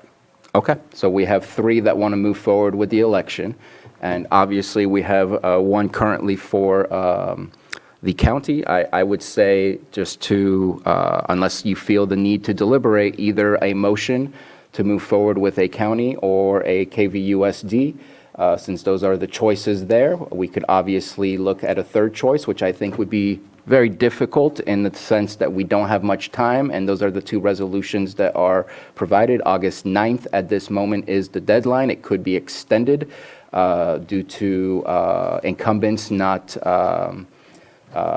putting in their registration, and so it could be, I believe, August 14th.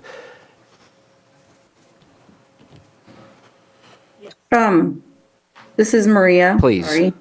So August 9th is the last day to request an election for a measure. The other dates are for candidate filing. Okay, I appreciate the clarification. Thank you very much. Supervisor I know Pyska. that Supervisor Green's pen is up, but we have Maria, and there are questions that would, there would be clarity on, needed for what happens if a vote goes forward. And so as long as we're all in the same room, if she could walk us through what that looks like. I don't know when, but she's here, and so I want to make that available. Ms. Valadez, are you ready to let us know what the process would be as we move forward?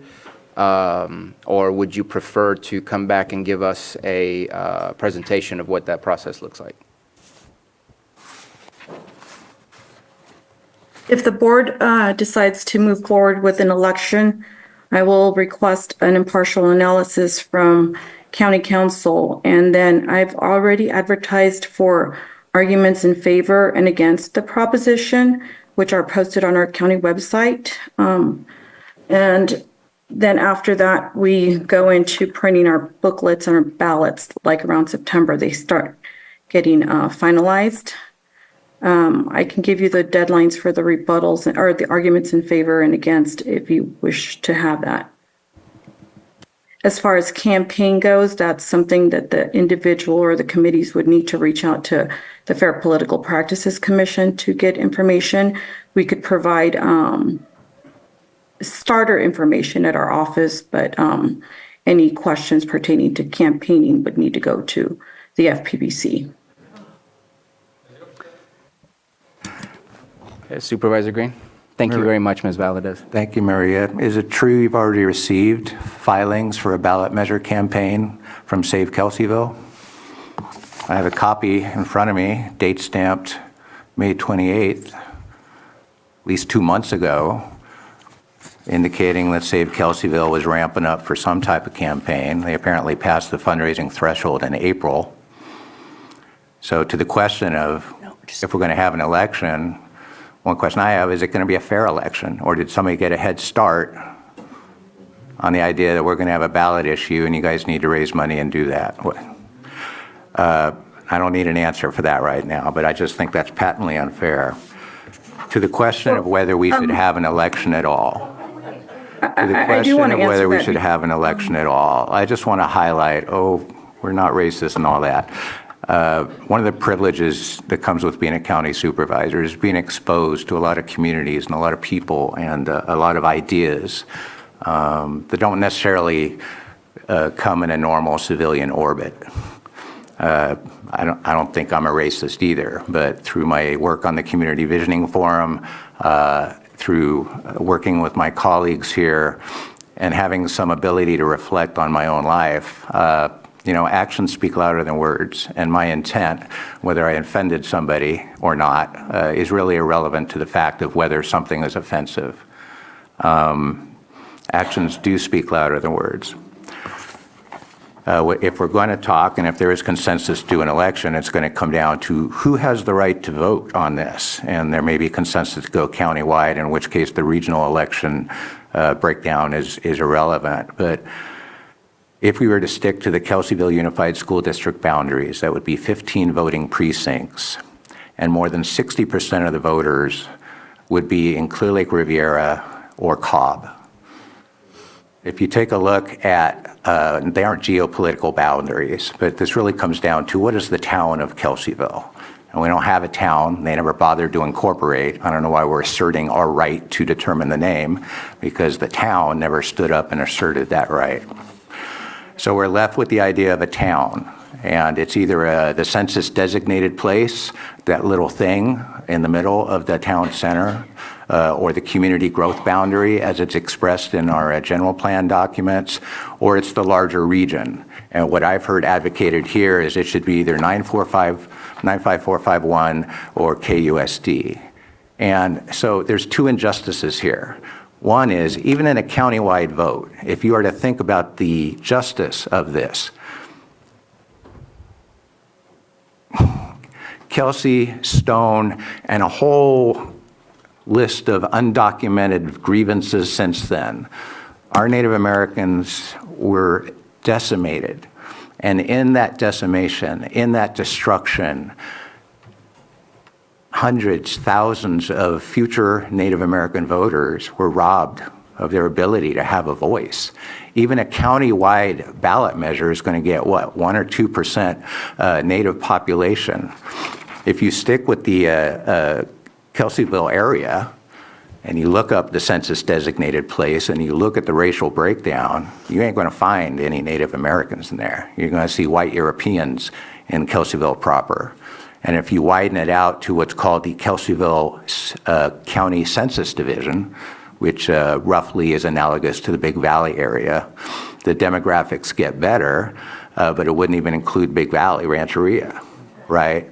So I was trying to slice and dice precincts that would shrink the footprint of Kelseyville. So if you guys really, really want to stick to your name, stick it to the town proper and stop this mission creep that everybody in Clear Lake Riviera is suddenly a Kelseyville resident. If the only inconvenience is you're going to have an address change on your mail. I'm sorry. Supervisor Green, just because I feel like consensus is aiming towards county, just wondering if we can move on past that unless the consensus shows different, as far as the explanation and reasons that there are faults within the idea. Okay. The major fault is American Indians were decimated with help from Kelsey, Stone, and a whole bunch of people that followed after that. They robbed the Native American population of their ability to meaningfully participate in what we're proposing today.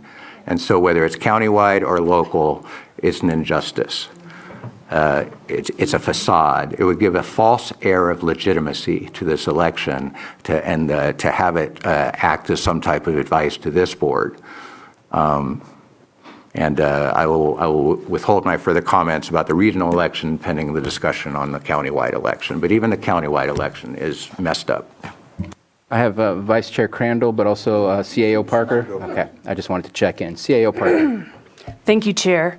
I just want to make sure that the board understands, should they not wish to move forward with the advisory election, which then would make number B a moot point, you also can give us direction to come back on the 6th with a draft of what you'd like to see on the recommendation from the BGN. They have sent a form to fill out. And I appreciate that, but at this moment in time, we seem to have consensus to move forward with the election. Make sure that everyone knew they had all the options in front of them and understood that. Thank you. Vice Chair Crandall. Yeah, actually, I was going to ask that question. If we wouldn't move forward today, would we be coming back anyhow? It wouldn't be a decision made for today. And I think that's what Moak said earlier, is that since we're talking about it right now, that's what we're voting on. or deciding. You mentioned a couple of things, Supervisor Green, and I appreciate a lot of what you're saying.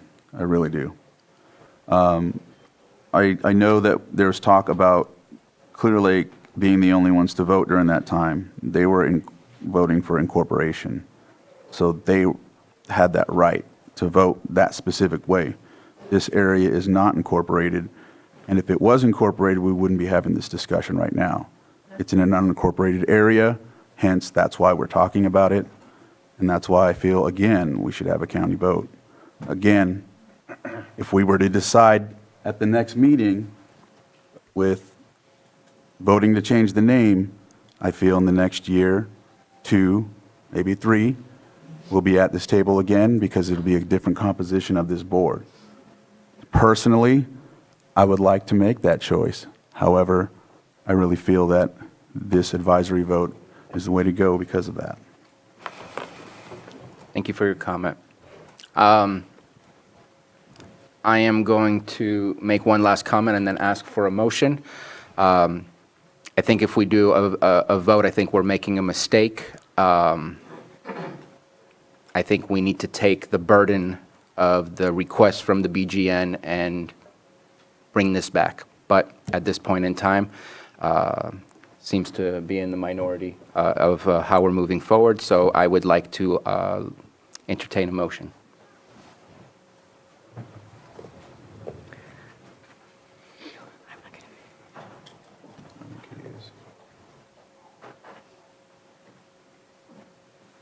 So I'm county council here because I'm going to make a motion, obviously, to move forward with the advisory